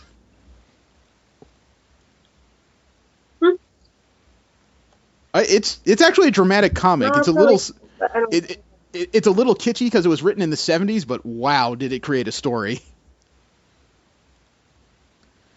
Item number 2. Well, if it has a good story, I'm down. I'm always open to new stories. Okay. Well, item number 2 on the 10 worst things to have happened to the X-Men, very recent. The Phoenix 5 and the death of Charles Xavier. Quote, when the Phoenix Force, the cosmic entity responsible for the Dark Phoenix Saga, returned to Earth, the X-Men and Avengers each set out to control and contain it. The X-Men beat Earth's mightiest Avengers to the punch, empowering 5 of their number, Cyclops, Colossus, Magic, Namor, and Emma Frost, with the power of the Phoenix. Though See, but I don't think that's didn't beat him to the punch. Accurate. They didn't beat him to the punch. Tony Stark's one that fractured it. The thing is, the X-Men did get there first, but Tony Stark shot it just before they were about to claim it, and that's what created this mess. Yeah. Though they initially used their incredible power for good, their intentions to remake the world quickly became clear, leading to numerous large-scale conflicts with the Avengers. This led to the destruction of Wakanda by Namor, the divorce of the Black Panther and Storm, and, for many mutants, the death of the X-Men's dream.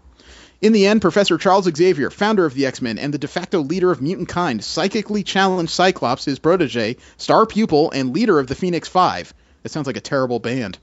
While it looked at first like Xavier's incredible psychic power would win the day, Cyclops broke free from his mentor's grasp and used the Phoenix Force to kill Xavier. Xavier's death at the hands of his heir apparent, no less, further splintered mutant kind into two factions, one led by Wolverine in service of Xavier's dream, and one led by Cyclops, now branded a mutant terrorist. While there was already a rift, or schism as it were, between Cyclops and Wolverine, the death of Xavier made them full-on enemies. As for Cyclops, there's a mystery in the all-new, all-different Marvel Universe about some terrible act committed by Cyclops in the 8-month gap after Secret Wars, unquote. Okay, so, Steve, Jesse, you've heard the 9 out of 10 of the worst things that have happened to the X-Men ever. What do you think is the worst thing that's ever happened to them? Fox. Fox. You're a prick.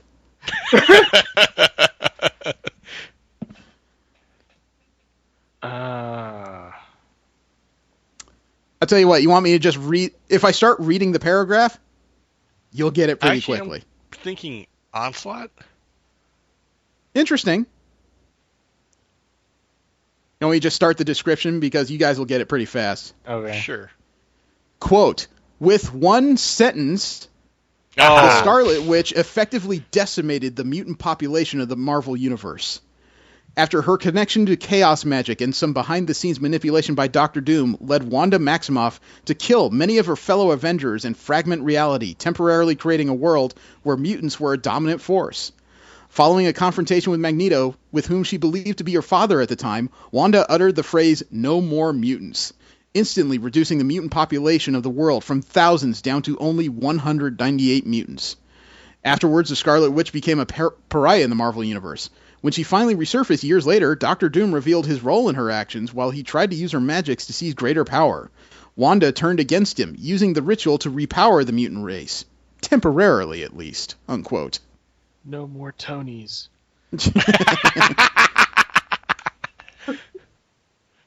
Well, there you go, Elise. There's a crash course in the crappy things that happened to X-Men. I'm just sitting here feeling so bad for them. Oh my god. What the hell? Oh no, they go through a lot of crap. Yeah, that's not even their individual stories, but you'll get a chance to get into that at another time. Let me stop. Oh my god. I had no idea there was like anything like that, like the virus. Oh my god. I feel enlightened. Cool. All right, now we have DC comic news, and a lot of the early stories have to do with some interesting shifts in the DC universe in the form of creators. There is speculation now that this whole Rebirth event that's coming soon that has no story or real teaser attached to it other than that bizarre blue curtain may have to do with a lot of the creative shifts that are coming as of the new era of DC Comics, which looks to coincide with Batman v Superman to a degree. First up is news that was kind of surprising. You know how Bruce Wayne is regaining his brain? Right. Mm-hmm. He's going to be Batman again soon as of issue 50 in March. And to coincide with that, as of issue 51, that is the current writer, Scott Snyder's, last issue on this run of Batman. He said, quote, "Just that Greg Capullo and I have had a blast together on this run. It's our second to last issue together. 51 is my last issue as well on Batman. For me, 50 is the quiet issue, and 51 is really just a letter to the fans from us and a letter to Batman. It's the lightest I've ever written. Not lightest as in happy, but light as in not as many panels per page. It's really, really open. It's a chance for Greg to draw the close before we take our break. 50, we wanted to be the opposite. We wanted it to be the most explosive, jam-packed sort of blockbuster crazed issue we've ever done. I hope it delivers in that regard," unquote. Capullo is leaving Batman altogether to do an untitled creator-owned project with Mark Miller in the Millerverse. But he did say that he and Snyder will be working on an undisclosed DC project after that.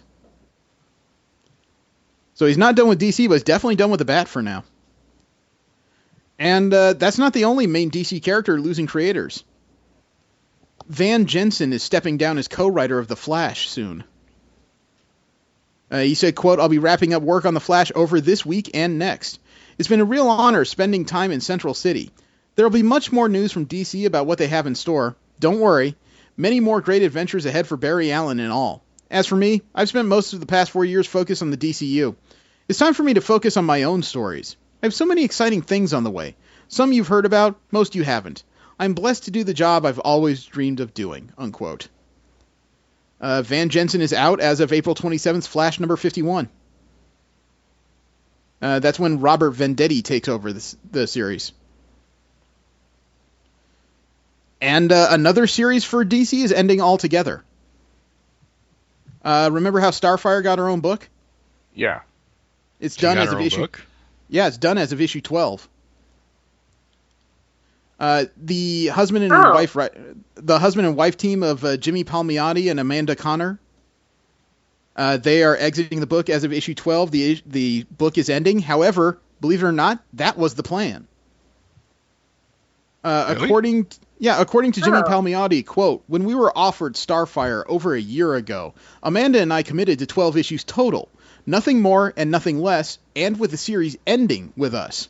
We worked out the year in advance, and now we're writing the last couple of issues. Nothing has changed for us on any level. What they'll do with the character after us is in the hands of the people at DC Comics, and we're good with whatever they choose. We feel a year on a title gives the reader what they want, and in the end, a nice trade collection.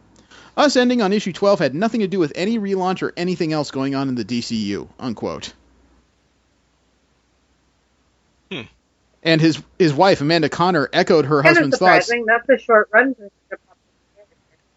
It is, but his wife actually said something similar. She said, quote, "Yes, most of the time I have about 6 to 12 issues of ideas in me, so that's what I try to commit to," unquote. Let me see. Palmiotti continued, he said, quote, "We have another project we're doing that will be announced later in the year, right after this. That said, we love the character. Like any character we spend time with, they're bound to show up in another book of ours in the future," unquote. Final issue of Starfire, number 12, comes out this May.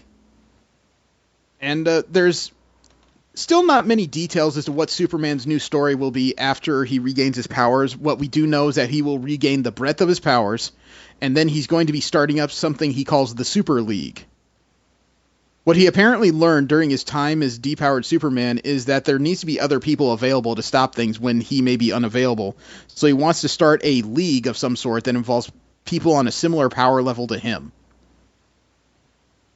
No word as to which characters this could possibly be, but we do know that the run will start in Superman number 51. It'll continue through Batman Superman 31, Action Comics 51, Superman Wonder Woman 28, Batman Superman 32, Action Comics 52, Superman Wonder Woman 29, Superman 52. And in the last issue of this, it's supposed to conclude an explosive fight on May 25th, where the new master villain uses Superman's own super flare against everyone. Oh boy. It sounds like a mess. Now, issue number 49 of Batman came out this week, and it details how Bruce Wayne is returning to the cowl. Obviously, he's not getting it back fully until next month and issue 50, but we found out how Bruce Wayne got his brain back. Because what we found out in recent issues is that Bruce Wayne remembers being Batman, but he still doesn't have the breadth of his knowledge and training in his mind. So what he apparently did was he took Alfred, who led him to the Batcave, non-sexually, and he got himself hooked up to a machine where he apparently had... Jeremy. Okay, I'm trying here. So after Bruce Wayne is connected up to this machine, he tries to download the hard drives that contain his knowledge in it, but it doesn't quite work. It's like he can feel the memories, but he can't quite access them. And after a few tries where this doesn't work, what he determines is...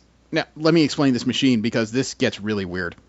The machine was meant to download his memories into blank clone copies of Bruce Wayne. It was an idea he had a while ago to retain his mortality but still be available to protect the city after his possible death. This is about... Yeah, I know. This is about as young and the restless as you can get. I don't know. It honestly sounds like the D&D clone spell. Well, the thing is, though, the clone project they decided to abandon for reasons that are mysterious, but they decided to use a machine to restore him. And what they found out after a few tries of this not working is that he needs to be pretty much brain dead to accept the memories. So he told Alfred to take him to the point of brain death and then download the memories. Well, Alfred can't do that. He can't kill a man. That's just not in him unless it's really, really, really vital, you know? I call bullshit. He probably just can't kill Bruce Wayne. Yeah. Well, the thing is, though, he can't bring himself to kill his master. However, Bruce Wayne's fiancée at the time did do it for him. Somehow she wandered herself over to Wayne Manor, somehow wandered into the Batcave, and agreed to pull the lever to let him do whatever it is he wanted to do. And the thing I didn't know going... Oh, it gets better. Turns out this young lady, whose name I forget, I think is Denise or something, she is the daughter of a mobster named Joe Chill. Oh, God. Oh, really? Yep. She didn't do it because she hated him. She did it because she loved him. Okay. You know, goodness knows if my wife loves me enough to provide me a brain death, she might as well just freaking kill me. No. But she apparently agreed to let him go, and then at the last panel, there's Bruce Wayne for the first time in about a year with that grim expression on his face, and he looks very eager to get back to what he does best. I know nothing about the new issues, so it's good to hear about this. You know, so wait a minute. I'm just curious about something. So this Bruce Wayne, what we're seeing, is he the original or a clone? Never been entirely established, and I don't quite know how to answer that, except I'm going to guess it's the original, simply because if it was just a clone and he and the Joker were both mashed during that cave-in, the Joker would be dead. Right. So I'm going to guess it's the guy. You know, it's one of those cases where you knew Bruce Wayne was going to come back, but did it have to be so sixth day? Issue 50 of Batman and Superman come out next month, and there's going to be 3 different variant covers to those books by artists Terry and Rachel Dodson, Amanda Connor, and Dave Johnson. What's going to make each of those releases special, though, is that all the variant covers for the respective books are interlocking covers with their corresponding book from the other series. Ooh. You guys want a quick look at these covers? Yeah. Sure. It's really nifty. It's a really nifty idea for cross-marketing and a good way to sell books from another series that the regular readers might not be interested in, when every book has a sister that you put it together with, basically. In a non-Alabama cousin sort of way, anyway. The first one you see there is by Dave Johnson. It's the two of them perched on top of a building with some kind of V in the middle. Mm-hmm. Oh. That's not my favorite. The second one is Amanda Connor. It appears to be just a black and white, which is if I didn't know how much work Amanda Connor did with Harley Quinn, I'd be very suspect about this cover. Because that's all Harley Quinn in the background in those glass fractures. Right. The third one, though, by Rachel and Terry Dodson, far and away my favorite. Yeah. You know, Batman and Superman in the background, and their young female students in the foreground. They look really good. I like and even I'm a little disturbed at the top. It says not final cover. It's like, no, make this final. I like this. This is cool. Yeah, I think they're solid. They're good. Oh, I met Terry and Rachel Dodson at Comic-Con last year. Oh. They had a booth. I talked to them for a little bit. Really nice people. Nice couple, too. And last up, when it comes to DC comic news, like Marvel has offshoots from their Marvel universe in the form of Star Wars, DC seems to have the same thing now with the Hanna-Barbera universe. I think Marvel got the better deal. Well, the thing is, Hanna-Barbera, they were kings of cartoons all throughout the 80s and probably into the 70s too, with things like Johnny Quest and Space Ghost, Harvey Birdman, the Herculoids, Scooby-Doo. The Scooby-Doo too, yeah. My mom worked for Hanna-Barbera, and she said, I mean, I've watched some of their stuff, but she worked on stuff I hadn't even seen.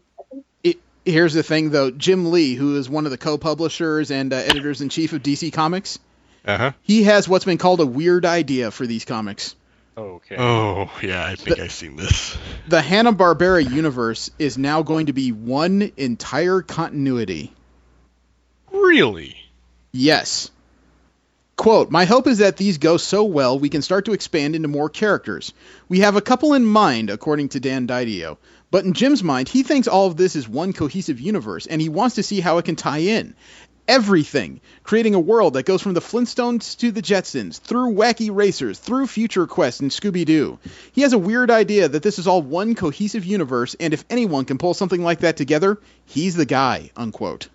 I have to admit, wow, that's probably true, but man, kind of lofty. Jetsons That's kind of a lofty goal there. Are you kidding? Because the one thing that came to mind when I was reading that story was that, like, okay, so you're telling me that the same universe that has Scooby-Doo also has Jabberjaws and also has Speed Buggy? There's no crime in this universe whatsoever.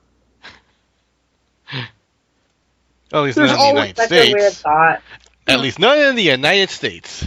It's like the only villains in this universe will be in the far-flung future in Space Ghost and, whoever Johnny Quest doesn't beat the crap out of. So I expanded anyway.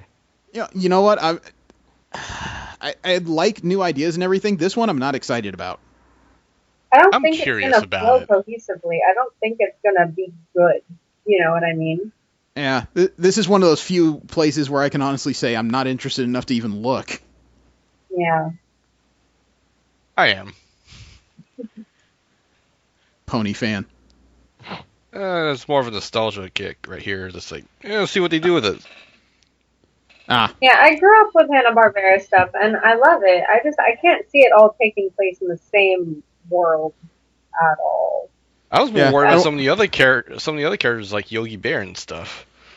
Yeah, I can only imagine what the meeting between the Flintstones and Space Ghost is going to look like. Oh my god. We also gonna be stupid. Well, they did have that weird alien space guy in the Flintstones. Yeah. Oh, when they jumped the shark? Huh. He means the Great Gazoo. Oh, yeah. Yes. Well, I do have some general comic and convention news. We talk about comic book properties that are not Marvel and DC related, as well as convention news from across the world. And I am under stress right now that they've announced that open registration for Comic-Con happens this coming Saturday, February 20th at 9 a.m. Good luck. Have fun. Which means that starting at 7 a.m., there's going to be about 1 million nerds whose sphincters are so tight, not even the Batman could find a way in those caves. Help!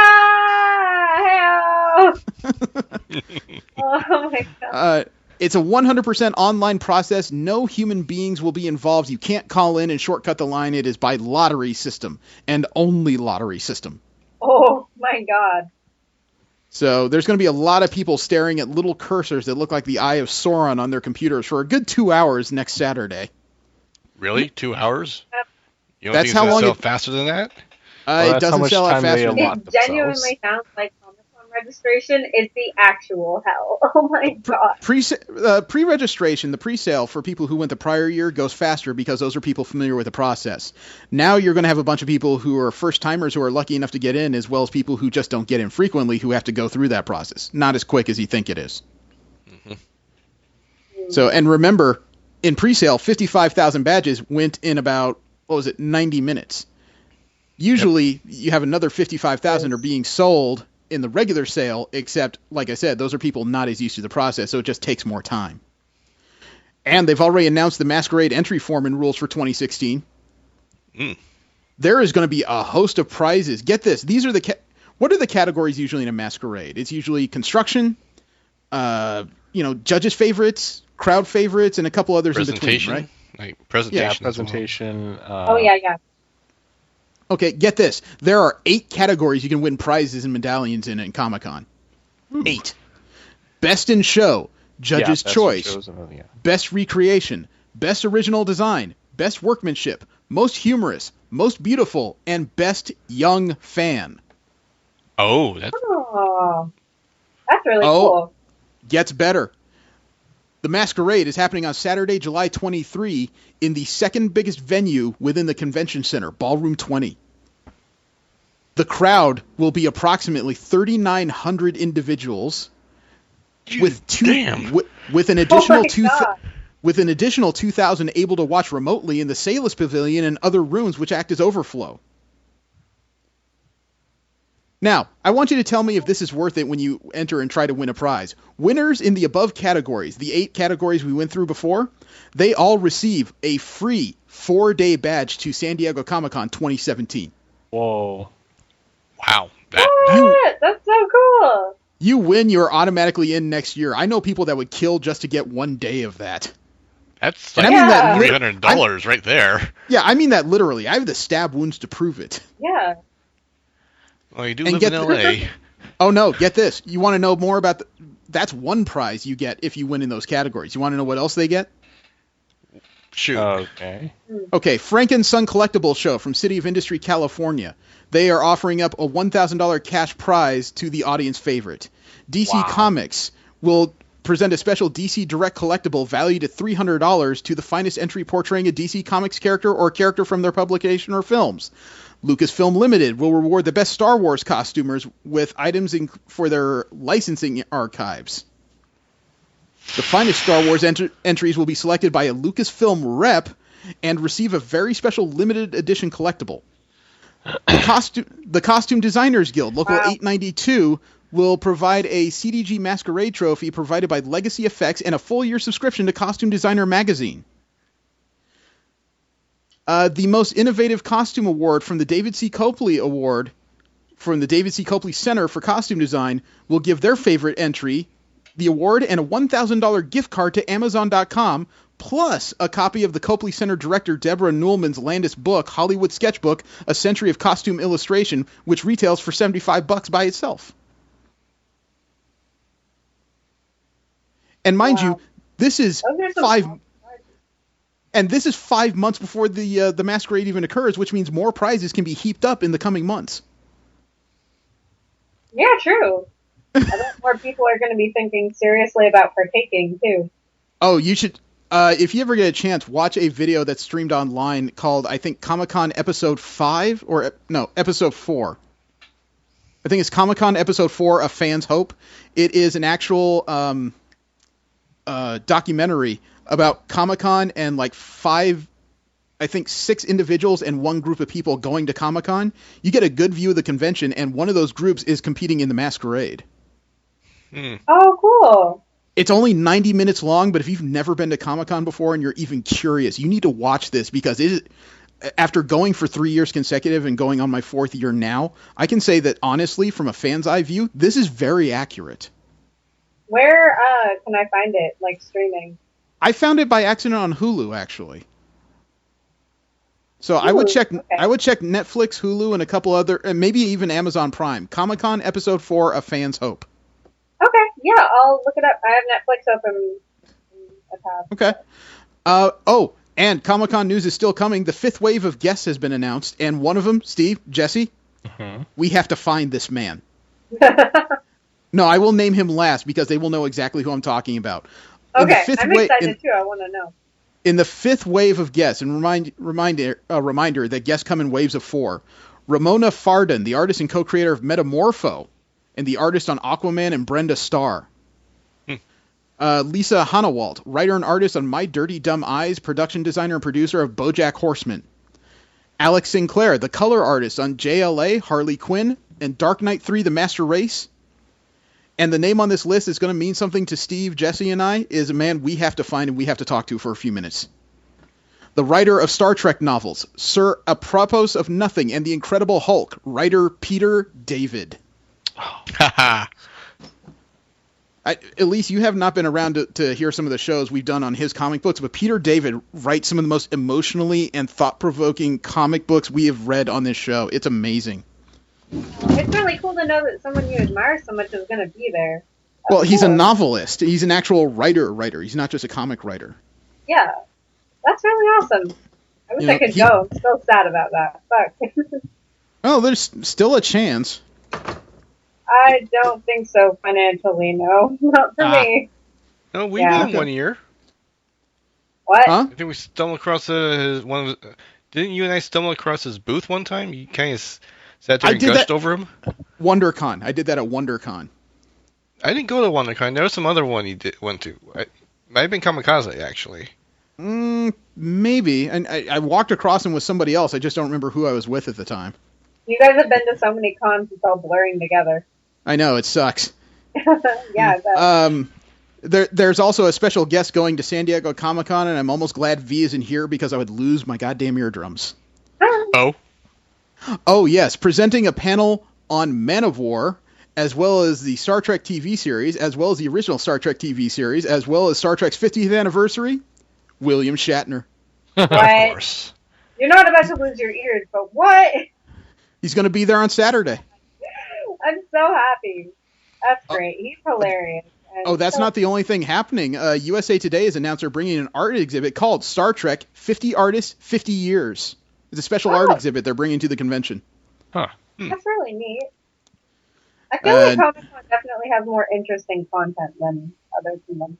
Like, more unique, I guess. I don't know. It does, but you've got to deal with the biomass. Oh, yeah. Yeah, no touchy. Oh, Jesse. Another one of my public embarrassments is coming to Comic-Con, too. Uh-oh. Which one? The writer, artist, and creator of Strangers in Paradise, Terry Moore, is going to be there.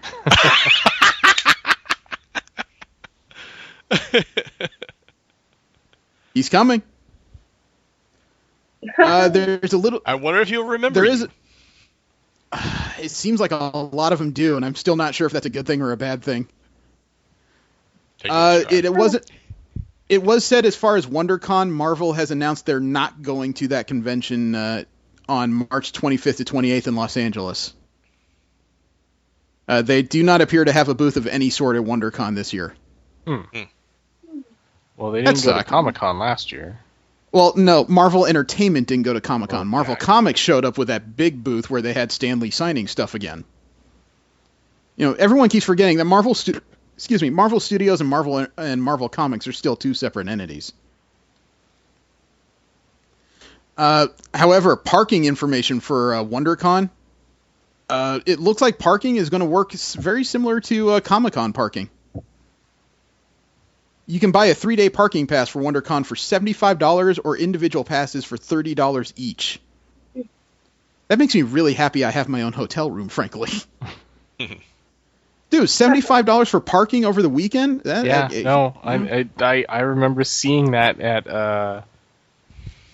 Comic-Con is worse. Comic-Con is like $30 per day over a 4 or 5 day weekend.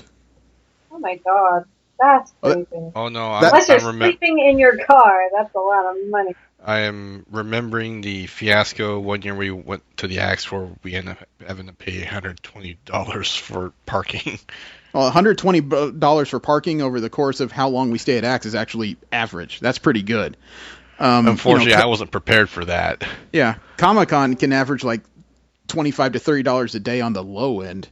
You know, if you don't have a prepaid parking spot, you can end up paying $40 to $50 a day.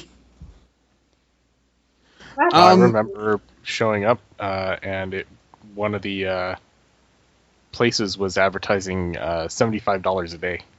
Yeah. Oh my god. I do have one piece that came out of the Toy Fair convention happening this weekend. Remember how we were talking about Kotobukiya last week and all the strange items they were bringing up soon? Mm-hmm. Well, I finally saw some 3D renditions of the prototypes and the finished prototypes of like the Kotobukiya Spider-Gwen, which I do plan on getting now that I've seen it. I saw the full artist renditions on their Edward Scissorhands, Tiffany, and Chucky from horror movies. Mm-hmm. Sexually confusing, I'm not doing that. However, one thing that wasn't even announced crossed my radar as part of the production art that Kotobukiya released at Toy Fair. I have to get both of these. I'm sending you the link right now so you can take a look at the picture, but they're doing Bishojo versions of Lady Loki and the current Thor. Huh. What? Oh my god, they look so cute.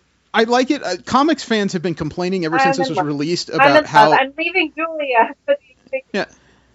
I've seen comics fans ever since these came out complaining that these don't look powerful enough for Marvel characters. Apparently, people don't understand what Bashoujo is all about. For people who don't understand that term, Bashoujo is basically pretty and strong. Yeah, Bashoujo is basically a Japanese term that, if you had to boil it down to its simplest concept, it means beautiful and cute. It's not necessarily about power and strength. Not to say that those things can't be there, but it's not the biggest priority in Bashoujo design. No, definitely beautiful. I don't think cute works into these figures. That they're really super cute, but that doesn't make them not strong. So they look so good. Well, it's like I've seen some complaints online about the Loki saying it's not menacing enough. I'm looking at that and just thinking that looks like a mischievous woman. Yeah.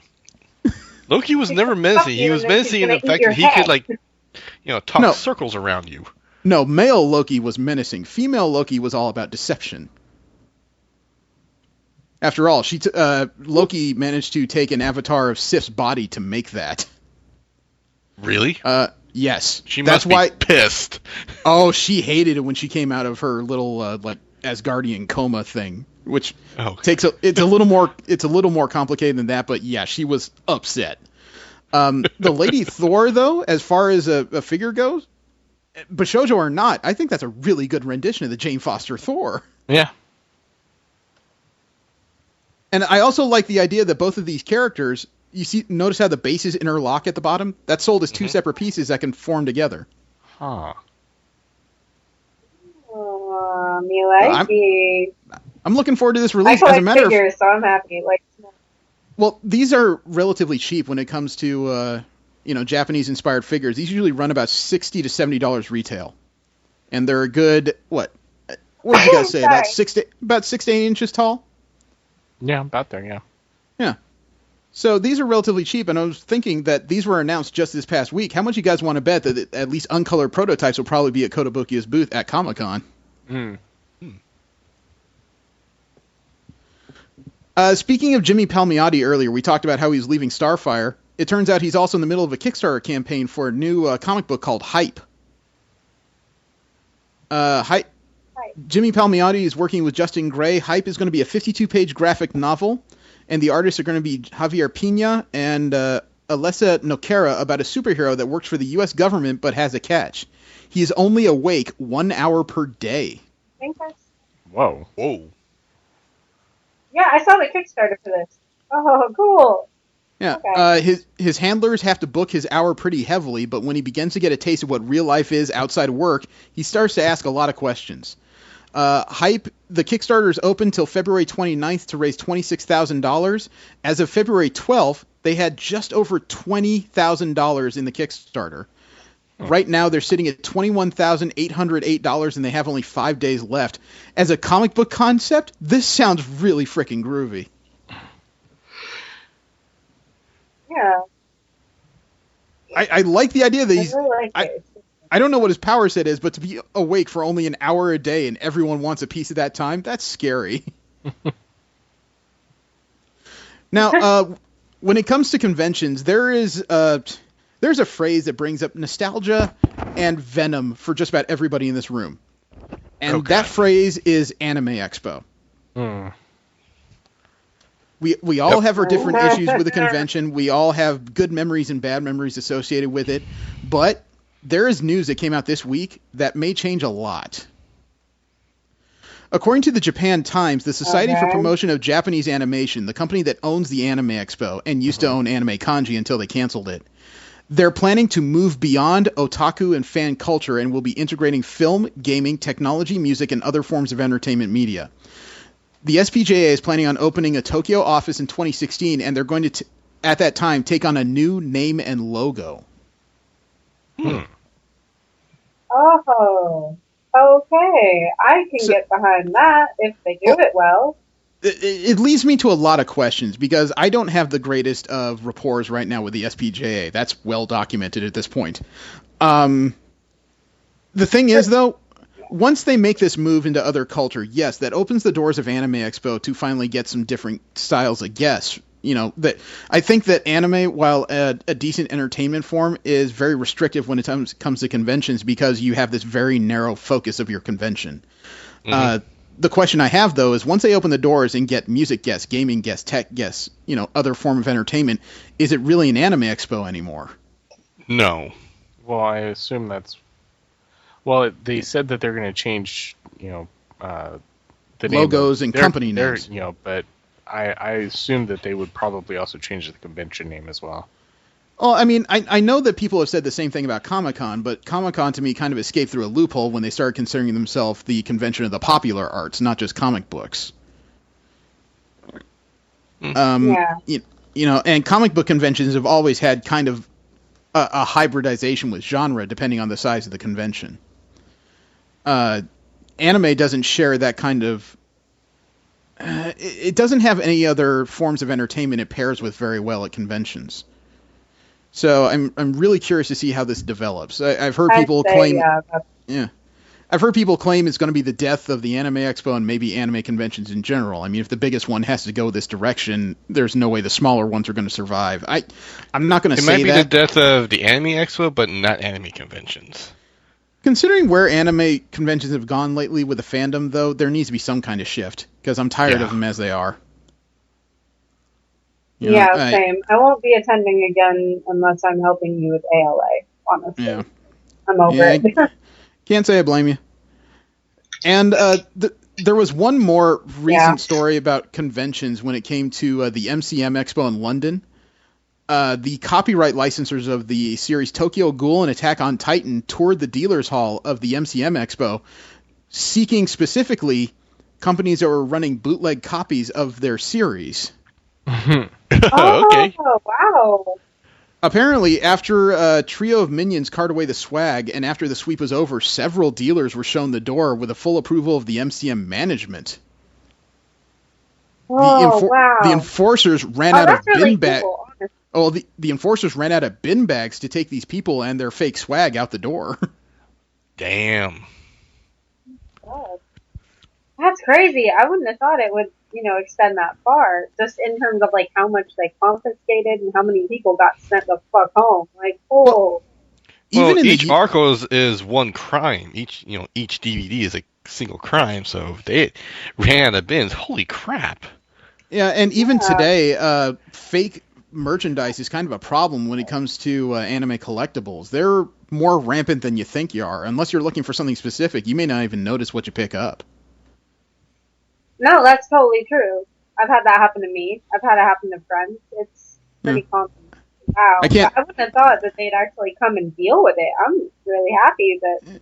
Yeah, I can't even count the number of times I've nearly picked up some fake Chinese knockoffs, but I looked very carefully through the box and I didn't throw it back, but I very carefully put it down, and the guy looks at me and says, "What's the problem?" "No problem. I'm just done." Yeah. All right, and last up is our WTF corner. That's where we talk about the stories from across the internet that just make you ask, the blue hell is going on, man? And being that's WTF, we always start with the same thing.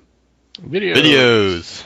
Video game videos. Either incredible plays, unbelievable physics, or bugs that just make you want to eat your controller. And believe me, they're crunchy. First up is from the channel of a YouTube user named Derek Rocks, Rockx. He had a video, and I'm not quite sure what game this is. I want to say it's a Rainbow Six, but I don't know. He calls it Domed. That's the entire title of it, Domed. And I can almost guarantee you from watching the video, it's not what you think it is. Okay. I sent the video. And there's the player. He's wandering around. Oh, this is the breach. Not exactly. So he's going to wander in there. He's pulling a grenade. He throws it at a guy and boink! Killed him. Watch the replay. Watch the replay, because here's a replay, and you'll notice the explosion doesn't kill him. He throws a grenade, bam, and knocks him out. Wow. Oh my god, dude. Yep, you got domed. That was art. I told you, it's not quite what you think it is. Actually, it might be. Assuming a shot I think it's the most recent game with the low graphics. It's okay, because there's one more Rainbow Six here from a PS3 player named Ian Mitchell. He used his own channel on YouTube. He titles his video, Lucky Shot. That could be any number of things. Oh, I watched it, and there's a certain amount of luck involved, but it's amazing. And I sent the video. So neat. There's a nice lead-in screen for a PS4. Okay, you see that guy outside. He actually nails him with a pistol, of all things. Nice.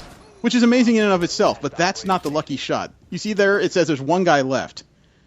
So he hops out this window down to the first story. He's outside the game parameters. He runs back inside.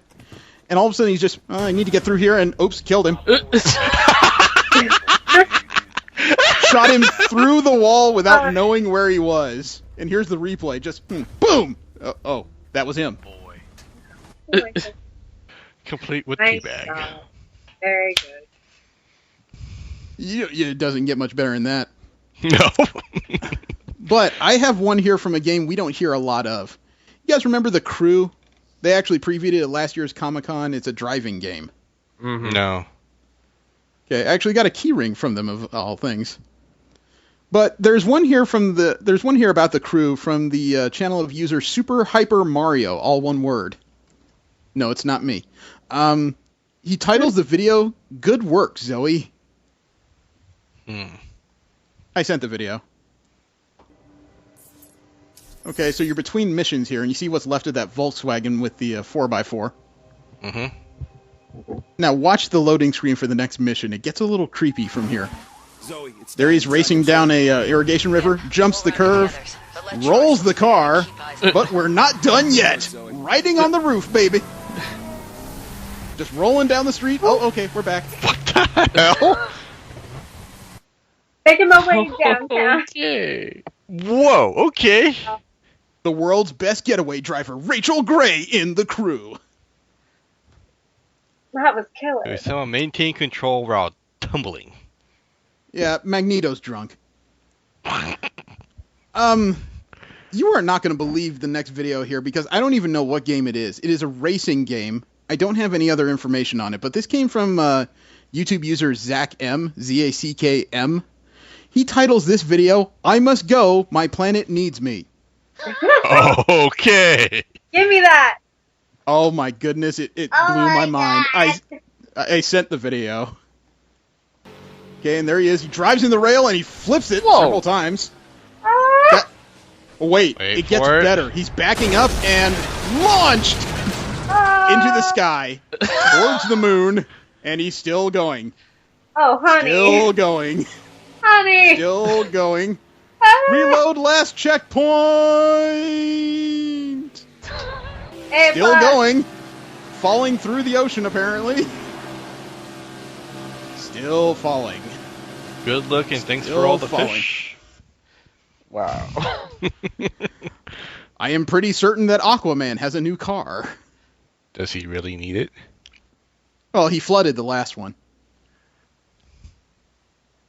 We're actually kind of video intensive this week because I actually have a Fallout 4 video. Oh, this came from user Robot Hero 99, all one word. I didn't know what this meant. The title of the video is "Dog Meat Refuses to Get Off His Behind." I think that's the dog companion you have. Dog. Yeah. I had to watch it to understand what was going on, and when you watch it, it's not exactly a kennel club. I sent the video. You'll notice his dog never gets off his haunches, and he slides. Go there. And he slides. There. And he slides. The dog is doing the electric dam slide. And it's already over. Get it. That is a lazy damn dog. Oh my god. I wish my dog could do that. Damn. But there's actually one more Fallout 4 video. This came from the user Kathy Eglington, Eglington. It takes a little while because it's a near 30-second clip, but nothing actually happens during the first 16 seconds of it. It's a little weird how she spaced it out. The title of this clip, though, is "No, Ted, that's not how you do it," which sounds like a rape intervention course or something. But I sent the video. So we're on a pause screen. Yep. And we stay on a pause screen for a little longer here. Like I said, whoever made this clip didn't exactly edit it well. Yeah, no, I don't think she knows how. Well, she at least made it. Okay, we're back. There we go. Watch the upper right section because you're talking to this NPC, but somebody shot himself. And he's okay. Looks like he's ready to try again. And looks around like, what the hell was that? I know. The rifle goes off in his hands and he falls over like he was shot. There's no rhyme or reason to this. If anybody has anything to add, I don't know what else to say, but it's true. No, Ted, that's not how it works. Should we just call you Elmer Fudd now? I don't know. At least Elmer Fudd could shoot forward. This guy's more like Yosemite Sam. We have a Halo Guardians video. Halo 5 Guardians. Ooh. It's a multiplayer video, and this one had a little bit of production because they added background music in the form of Game Over by Lucas and Crankdat. This came from the user... I know. This came from user Scuba Tyloo. I never thought he said the word Crankdat. He's got an interesting video. He calls it Captain Warmick Got a Distraction Spree. And after I watched it, I would be embarrassed if I was on the other side of this video. You'll understand. I sent the video. Okay, and there's cranking music. And there's Captain Warbler. He's invisible, wandering around behind the other team. You see that? Yep. They're gathering up on the ridge line, and they look ready to put some hurt on. But so's he. Back of the head. Back of the head. Back of the head. Back of the head. And back of the head. Did he just do a 5 complete kills team wipe on his own? and shotgun. Oh my gosh. And no, this is 12v12, so he just decimated half the team by himself. Good lord. He didn't decimate half the team. He halved the team. You know what? He deserves props for that, man. If they're too stupid to notice that there's somebody taking them out one at a time, dude. Hey, like see I all said, these dicks on the stock? That's how many times I killed them. with my bare hands. No, what's the... Okay, and I got one more video to share with you guys. This one is a little different because this came from the channel of New Jersey Nick. And believe it or not, this is a WWE 2K16 video. Ooh. It's a wrestling game, and he titles it The Ref Gets Some. Okay. I sent think the video. we're all already. Yeah, I sent the video. Right? There's the Giant beating up some random made-up character, right? Yeah. Yep. Bashing his head into the floor. And the ref says he's counting out, and he says, "Can you continue?" Well, we can't have that. Elbow drop! Oh, that poor man. The ref apparently hates you. He just wanted a paycheck. Oh, man.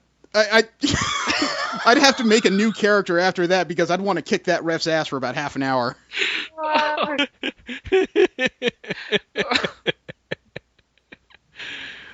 Oh, you just wouldn't even know how to respond to that. It's like, dude, Vince McMahon hates me. What the hell? We're at Fight Club. Don't talk about Fight Club. Fuck. How do you explain that? It's like, I got my ass kicked by the ref. I knew wrestling was fake, but god damn it. You know? Okay, are you guys interested in watching a music video in WTF? Yeah. Okay. I ask because there was a new video put out by kind of an infamous band who's known for doing music videos in one continuous take. In this case, it's the band OK Go.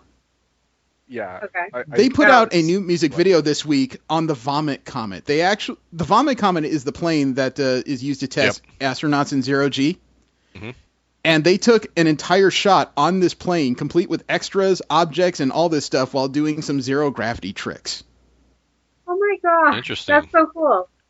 You guys want to see? Because I've watched a few minutes of it, and it's a curiosity. It's yeah. All right. Sounds good. I sent the video. What you are about to see is real. We shot this in zero gravity, in an actual plane in the sky. There are no wires or green screen. The names have been changed to protect the innocent. Okay, go. Upside down and inside out. I'm so excited. I like the guy in the pink. I know. This basically this looks like a bunch. Very happy. Okay, now they're throwing stuff around the cabin. This looks like a bunch of guys getting ready.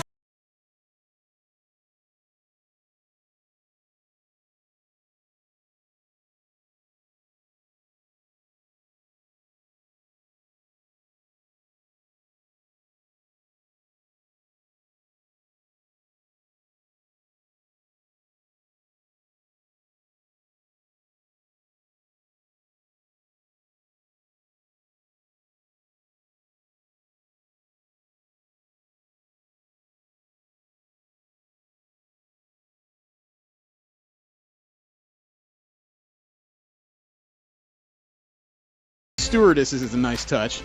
At least they're wearing pants. I can appreciate. I wonder if how many years they went through Air Force training just to do this kind of nonsense. Oh my fucking god! Don't let me think about that. It's just sad.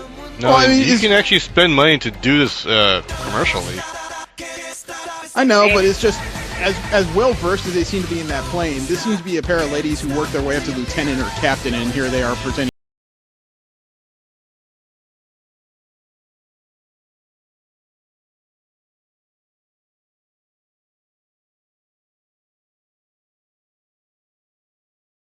I will see the moment where the plane went to another dive.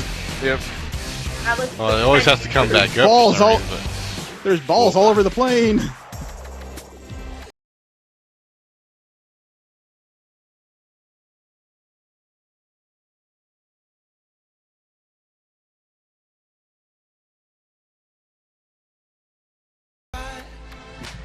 Actually, you're free to do it. I'm out. Oh, who's coming? Here comes the piñatas. That is so cute. This would be a whole different Mile High Club to get involved in. Now that I said that, I was almost nervous about where those piñatas were.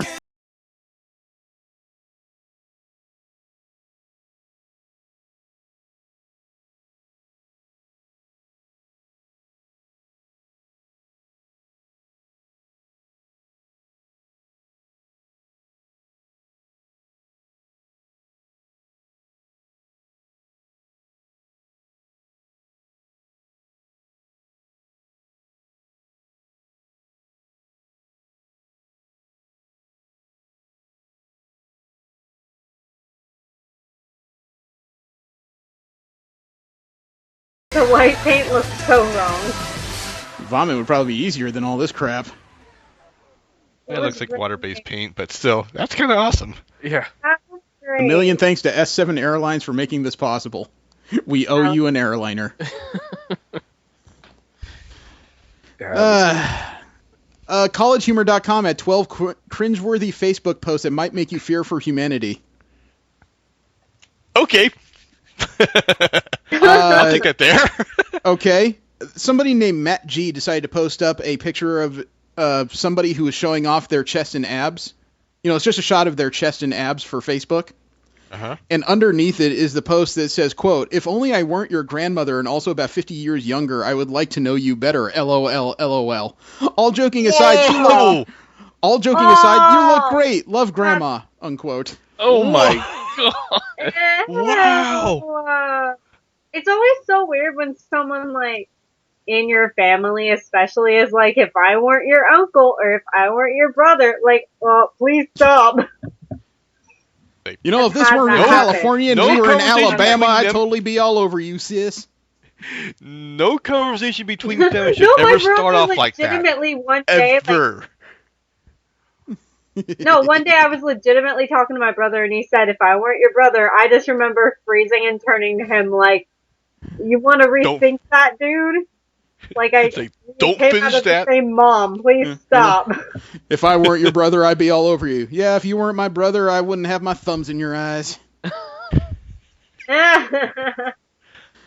There was the second post is somebody showing off some holes in a wheelbarrow, and it says, quote, "Nothing like making a cool homemade planter out of an old wheelbarrow, shooting it with a .22 caliber for drain holes, and then taking the ricochet bullet to the hip. Notice the entrance and exit on the wheelbarrow." That's not the important part of that post, dude. Somebody decided to respond to that and said, quote, I never knew how poor my family was while I was growing up until I started dating a guy from the suburbs. Depressing but enlightening. And somebody decided to respond to that with, quote, let's see, food on the table, a huge yard, a bike, a swing set, birthday parties, air conditioning, heat, toys. Must have been rough, unquote. Wow. To which the original poster came back and said, quote, fuck, Mom, I wasn't saying we were impoverished. We had much less money. We had much less money than you did when you were growing up, and you know that. Also, one more inappropriate comment, and I will block you on Facebook, unquote. Wow. Oh my god, this makes me feel so ashamed for so many reasons. Oh, the next one will make you feel worse, because it's somebody in a Guy Fawkes mask, and he put in the post, we are anonymous, we are legion, we do not forgive, we do not forget, expect us. To which a responder said, quote, but you're not anonymous because you're identifying yourself, dummy.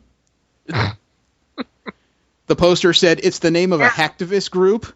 And the responder said, I know who Anonymous is, and the whole point is remain anonymous. They don't go telling everyone who they are. That's how they avoid getting caught, unquote. Yeah. Oh my god, people are so stupid. I can't. Wow. This one is going to go back and forth a bit because this one is not a picture. Somebody posted on Facebook, quote, so much for the snow, 8 to 12 in my ass, unquote. What? Yeah. Somebody read that, and you can imagine the next response is, quote, 8 to 12 in your ass would really hurt. A third person got involved and said, coming from a Marine with experience. Whoa. To which the first responder said, the green weenie doesn't discriminate, unquote. The green weenie. It's even better because the second responder came back and said, this is one of those times where punctuation and grammar are quite important, unquote. Just a little bit. Yeah.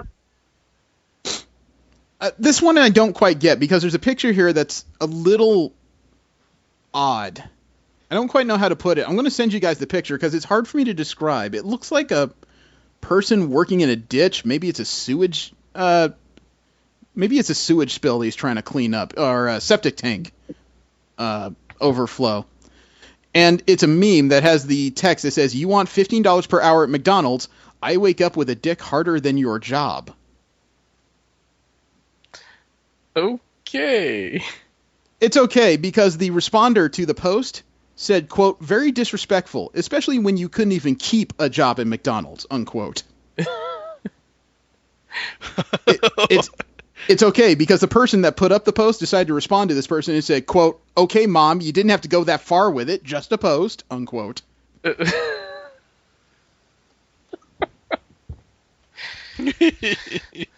This is why I don't post stuff that's too crazy on Facebook. Yeah. You know, I don't have that problem because my parents stay off that stuff. So, you know, the next one is actually kind of creepy now that I look at it. Because somebody posted, it looks like they shared a video, and they put underneath it, quote, yep, this is how I make guacamole too, unquote. The person underneath is a little freaky because they posted, quote, hi, Ron, Jim's father passed away on March 19th, 2015. Just thought I'd let you know, unquote. What the frick? What?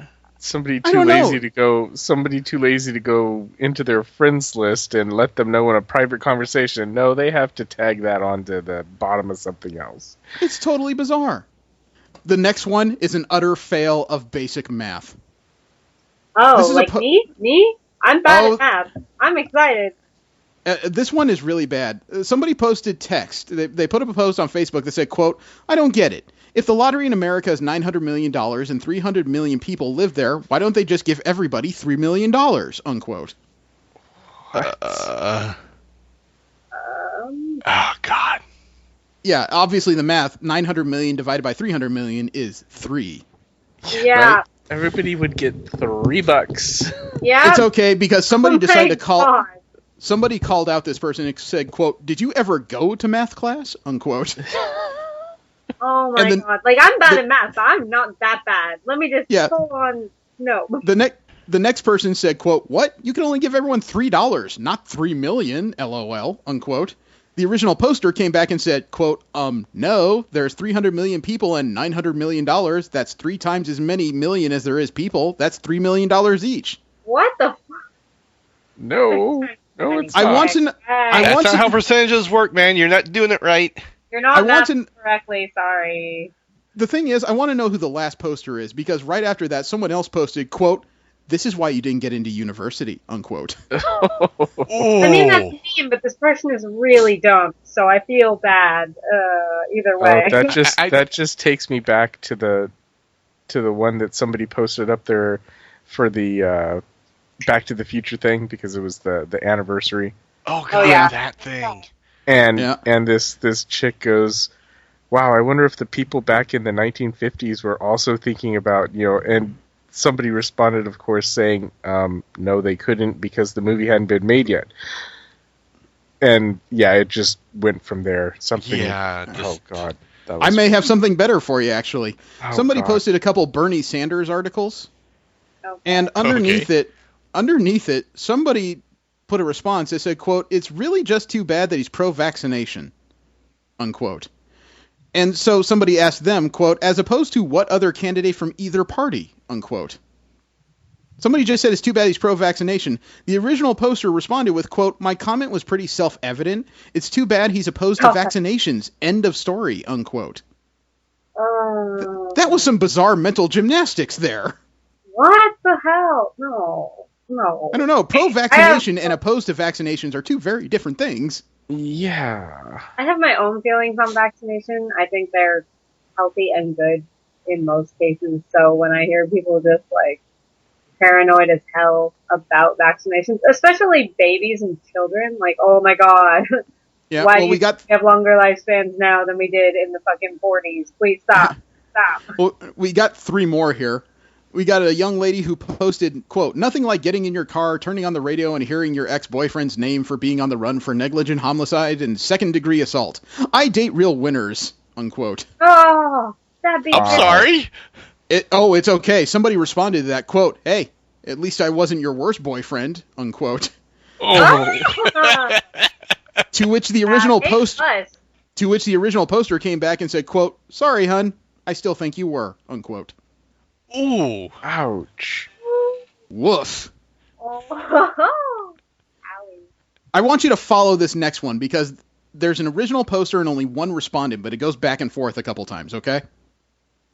Okay. The poster of the second to last one says, quote, you're not special for reading The Great Gatsby. We all went to high school, unquote. Responder, quote, whenever you feel like criticizing anyone, just remember that all the people in this world haven't had the advantages that you've had, unquote. The original poster, quote, okie dokie, let's tone it down here. I was just making a joke, unquote. Responder, quote, so was I. That's the first line of the book, unquote. Oh. And the responder and the original poster said, quote, what? I didn't read the book, unquote. What? Nice job, Tex. Wow. Grant, I didn't read that book either, but wow. At least I wouldn't make a blanket claim that everybody read it and not read it. Yeah.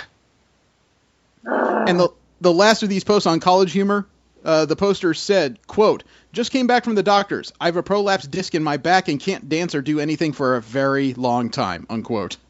To which a responder said, quote, for how long? At least you didn't dance last night and make it worse, unquote. The original poster said, quote, I have to rest until the pain goes away and then physio, quote. To which another poster came back and said, quote, what about sex, unquote. And the original poster said, quote, can you not, unquote. But yeah, no, that would be one of the things that you would have to avoid. Yeah, that's a different type of dance. When you said, like, you were going to say prolapse disc, but I thought you were just saying prolapse like an anal prolapse. Have you ever seen an anal prolapse? Yeah, that came to my mind for a second there. I'm embarrassed to say. My friend Emily had a chicken with an anal prolapse. It looks like a sock coming out of your butthole. Oh. I didn't need that visual.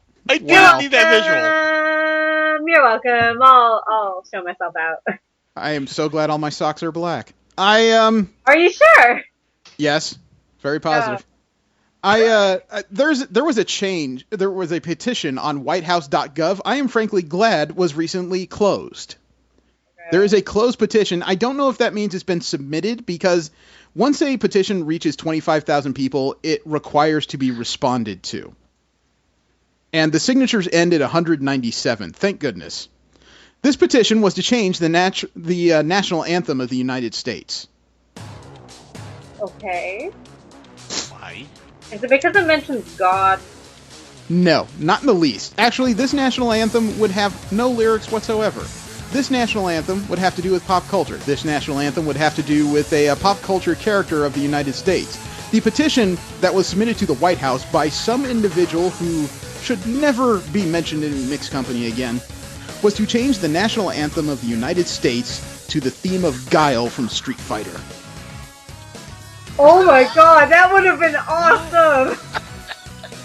I want it though, I want that!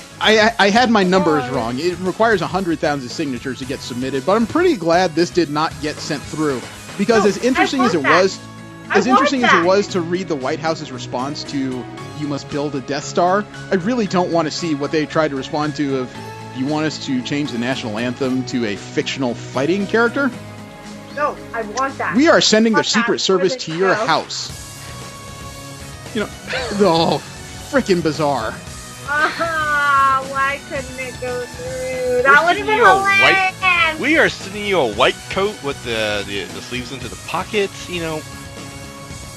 We're escorting you to a resort room with padded You would walls. probably never hear from them again if you just said, "We're sending Shadaloo directly to your house." But that's okay. That wasn't even the stupidest thing I heard of this week. There is a man in Florida who's apparently under arrest for a very unique crime. One that I don't think ever... Damn. Yeah, I don't think you can actually get arrested for this particular crime. So they arrested him for aggravated assault with a deadly weapon without intent to kill, conservation of animals to kill or injure, or possession of an alligator or egg without authority, and theft of the second degree as a first offense. Apparently, all those charges involve a 23-year-old Jupiter, Florida resident named Joshua James, who is accused of going to a drive-thru window at a Wendy's in Lahachiti and throwing an alligator through the window. Whoa, what? Was it at least a baby alligator? No, this thing looks to be, according to the picture, I would guess between 2 and 3 feet long, so a fairly mature alligator. And this supposedly happened on October 12th, It could cause some damage. Some damage? The bite strength on those things could break bones, man. Yeah, geez. Oh my god. Okay, people... So, did he have a grievance with the drive-thru window attendant? Or? It's still not very clear why he did this. Only because of video surveillance could they track down who this was, but it's still not clear what happened. Was he that upset with his square burger? Was he delivering the shoes and forgot to skin the damn thing first? Was he from a rival KFC and just decided he didn't like the competition? I don't frickin' know. That is so... I can't believe it. Honestly, that's crazy.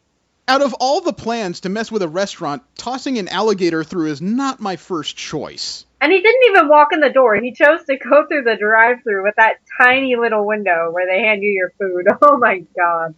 Yeah, could you imagine that conversation, though? Okay, sir, it's going to be $3.84. Would you like fries with that? No, I got something you'd like with that, though. And last up in WTF is even more bizarre, but it's a little more clean cut. You guys hear, and this story came out today about a Brooklyn teenager who tried to steal some sneakers. Okay. I heard about that. Sorry. Oh, this is fricked up. A 39-year-old man is facing attempted murder charges as a result. Oh. Whoa. It's a little complicated. This happened in Brooklyn, or I should say this happened in New York, okay? The 39-year-old man is being identified only as Phil. He's a regular buyer, seller, and trader of sneakers. He's one of those, okay? Oh, yeah, that's a big thing. He's a sneaker collector, and he usually trades on Craigslist. Okay. He agreed to a sale with a teenager, and they met in the middle of the day on a busy street inside Phil's SUV. It's one of those things that's kind of hazy as far as safety goes, you know what I mean? Yeah. But again, it's Phil's shoes, it's Phil's car. How safe could it be? Well, after the 17-year-old got in the car and started to finalize the deal, the 17-year-old pulled a gun on him and took took the sneakers, and walked out of the car. Oh my god. Now, Phil... that's not the oh my god part. The oh my god part is apparently Phil decided that calling the cops was not going to solve this matter. So, he did a quick U-turn and ran over the 17-year-old. Oh, but in his car. Shoes too. Fuck. But the story is not done there.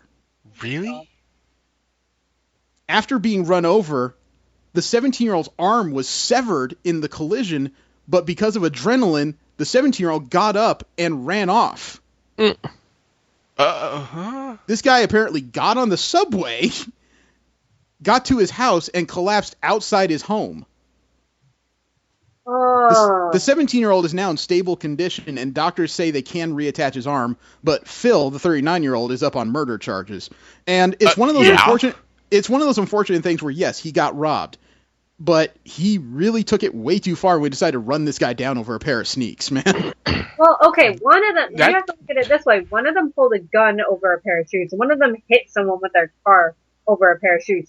Like, either way, like, they're both a-holes. I'm not saying either one is an angel here, but I mean, there were so many other decisions after he got robbed. He could have taken this, but he decided the right way to do this was to take that SUV and ram it straight up his ass. Honestly, I don't know how I'd react if it were something that meant a lot to me, because I've seen some videos by some sneaker collectors, and they're worth a lot of money. You wait in line for days. Congratulations, you can't collect them anymore. No, listen, like you do, like you wait in line for days, nights for one pair of shoes, and you get really attached because you have this whole experience. Like you skip work. Some people legitimately camp out for days over a pair of shoes, and they're worth a lot, and they have hundreds of pairs. I'm not one of these people, but I guess on some level I understand. Well, when you have camp-out sessions for, you know, the latest and greatest mobile device, or, you know, big popular movie, or, you know, Black Friday sales, or, Black Friday, I don't know, pick something. Yeah, and I don't know if I'd fucking run someone over, but if someone pulled a gun on me, and you have all this adrenaline, and you're realizing what they're taking from you, I can understand his mental state, but holy shit, this story is just crazy. You know, mental state is one thing, but trying to chase down somebody in an SUV that just pulled a gun on you is somewhere I wouldn't go. You know, the guy's already dangerous. I'd choose another route. I don't know what I would do in that situation, but I would not run someone over with my SUV. I can say that with 100% certainty. I'm not about to go murder anybody. But well, look at it this way. After he ran him over with the car, he disarmed him. That I can appreciate, but I don't think that's a bad pun, but it's iffy. No, it wasn't. Neither of them. I want both of them to be in jail. All right, the subject of the week is issues 4 through 9 of the Secret Wars, the part we didn't have a chance to read when we first tried going over the summer event.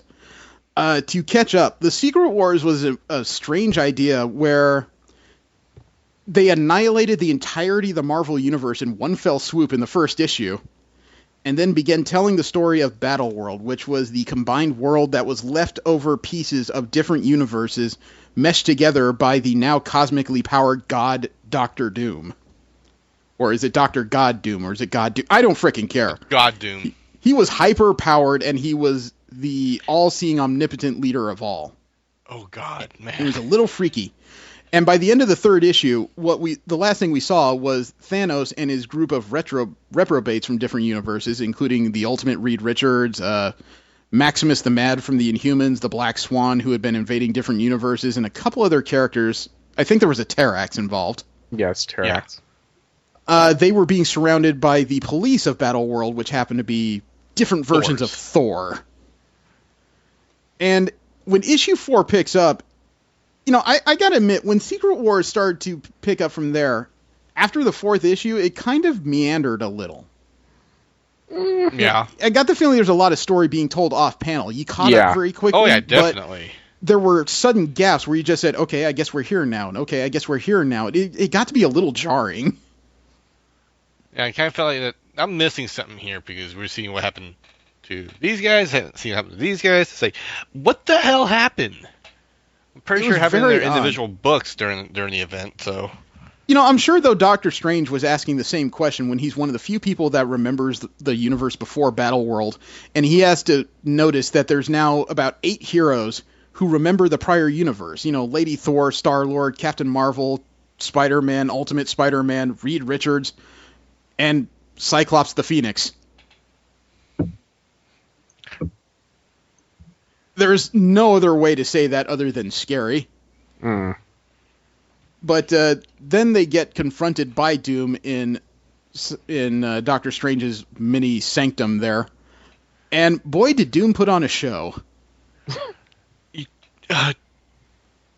This is the most powerful I've seen this character. Yeah. Ever. Well, I mean, he takes one step and he levels the ground and sends a wave of magma at them. And he didn't happen to kill him because they're some of the more powerful and agile members of the Marvel Universe. Cyclops throws the entirety of the Phoenix Force at him in a wave, and it meant crap. Oh, it got his attention. Oh, yeah, I know, yeah. It's like, no. Say, oh. Well, you're dangerous. And he just snapped his neck. Yep. He snapped Cyclops' neck, the cosmic Cyclops there, which is a real ton of a statement. That's terrifying when you take the full force of the Phoenix Force and say, okay, now I'm angry. Yeah. What'd you think of the moment of the confrontation afterwards? After he killed Cyclops, Doctor Strange used his powers and sent the remaining, I guess it was 7 individuals at this point, to the different areas of Battleworld, just at random. I can't imagine it was a definitive plan to send Captain Marvel into the Bar Sinister. Yeah, well, no, I think he sent everybody, not just like the 7 from the Life Raft, because I was pretty sure Thanos and the rest of them all got sent away as well. No, they were somewhere else. Oh. Remember, Thanos and his crew were fighting the Thors. Oh, I thought that was all going down at once. Not necessarily. Because I don't... Because that was why the one Thor ended up running away and contacting Doom. So I thought that, that it was all mixed up together. Actually, there appears to be a different problem here, because I'm flipping back through the 4th issue, and Doctor Strange is talking to people in his sanctum, and then all of a sudden, I'm pretty sure they ended up getting pulled along. Doom teleported to where Thanos is, and then Strange teleported the rest of them to where Thanos is. Right. Yeah, so they were all there, and then I think Strange sent them all away. Yeah, he did blow them all in different directions. So it would have been about 11 characters in total. Well, that included the Black Panther and the Submariner as well. I forgot about them. It's kind of an odd statement considering the weird players they were. It was interesting watching Doom and Stephen Strange interact in the latter part of issue 4, where they kind of talk about the necessities of what the world is, what it could be, where it could have gone. Mm-hmm. And I wonder how cathartic it is for Doom to kill what is essentially his last real friend in the planet. The rest are all constructs and duplicates from different universes. This is the last ally he has from the original universe. Right. I know it's a lot to take in all of a sudden. I just don't know how to respond to something like that. I would guess that's probably the moment where you knew that this is where Doom starts his decline, because there's no way he can control the rest of this without somebody in the know. Right. Mm-hmm. It's too complicated. At least you can just mention when you don't understand what's happening. Questions are good. I'm honestly just listening. I'm learning a lot. I need to actually read some of these, though. I want to actually take some time and do that. I was saying later on we eventually know there's still one other person he could talk to, but you can't actually talk to him, though, because you don't want to piss that individual off. Yeah. They have a funeral in issue 5 for Stephen Strange, as well as for some of the Thors that died as a result of Thanos. And I don't want to say tantrum, but he definitely went off on them. I think Thanos enjoyed it. Oh, of course, it was exercise. It wasn't really a challenge. And then in issue 5 is where you find out how Doom gets all this power, and it comes because of an old Fantastic Four enemy called the Molecule Man, which is, he does what his name implies. He controls things on a molecular level, which means he can rewrite just the molecular makeup of things and make them completely different. However, as because of the adventures they had just before the Secret Wars, his powers are augmented to an unbelievable degree. And we find out that he basically destroyed the beings that were destroying the universe. And instead of just creating a new world on his own, he's using Doom as, well, what would you call it? Kind of a cosmic divining rod, you know, the focus of his power. The guy with all the imagination. There's a word for that. Foreman? Scion? Prophet? There are so many different allegories as to what this could be. You know, issue 5 was all a talking head issue, but it was very necessary because it was the only way you're going to understand the makeup of this planet. Yeah. I mean, I did like the interactions between anyone talking to the Molecule Man, because the Molecule Man is, I think, batshit crazy. Well, he's not crazy, but he's barely human anymore. He looks like a human, he talks like a human, but the only reason he eats is to entertain himself. Everything else is wide open as far as possibilities. And I think that's one of those frustrating things that's never really touched on extremely well in comics, but they kind of bounced off the edges of it here, is that when you're so far beyond human, do human things even interest you anymore? Apparently he was hungry. I think he was eating just as a form of entertainment. I don't think he knew what else to do with his time. He gets to sit there and be a living power battery for the rest of this made-up world and universe. Well, I don't think... I think he literally was experiencing hunger all the time. Yeah, but he's also a self-sustaining individual, so it's not like he just... Yeah, well, it's not that he wasn't required food, but... He still has a human visage, so I think some things he couldn't just, will away no matter how powerful he got. It's like... I don't think it's something he's going to get rid of, though, because although he has these powers, he started out as a regular person. He came from that era of the 60s when accidents of science create powers. Mm-hmm. I kind of found it interesting how they I think they retconned his origin, in a way. A little bit. Well, they gave him more of an origin beyond just accident of science. He has an actual universal purpose now. Mm-hmm. It's an interesting one, although it's one that could be delved later. I think it's something that we'll never find out the answer to until they decide to bring back the Fantastic Four. Mm-hmm. And frankly, that's one of those things where it's like the Joker in DC. Some things are just better as a mystery until you're ready to tell a full story. I don't want the full answer on the Molecule Man right now. It was kind of funny towards the end of issue 5 to see Jane Foster Thor end up in Doomguard, where all the Asgardians are hanging out. Right. Yeah. As kind of a mole. Yeah. She was there for the funeral. Yeah. Well, she didn't know where else to hide, though, because she was just hidden among the Thors for the time being. Best place to hide. Well, what about two mortal enemies like the Submariner and the Black Panther ending up in Egyptia? I found that very interesting. It's a weird buddy cop thing. Well, they hated each other because, as we discussed, versus in AVX, Namor drowned Wakanda. Yeah. Right. But at this point in time, they both came to the interesting conclusion, what's the point in fighting? Both our civilizations are gone. There's no reason for us to...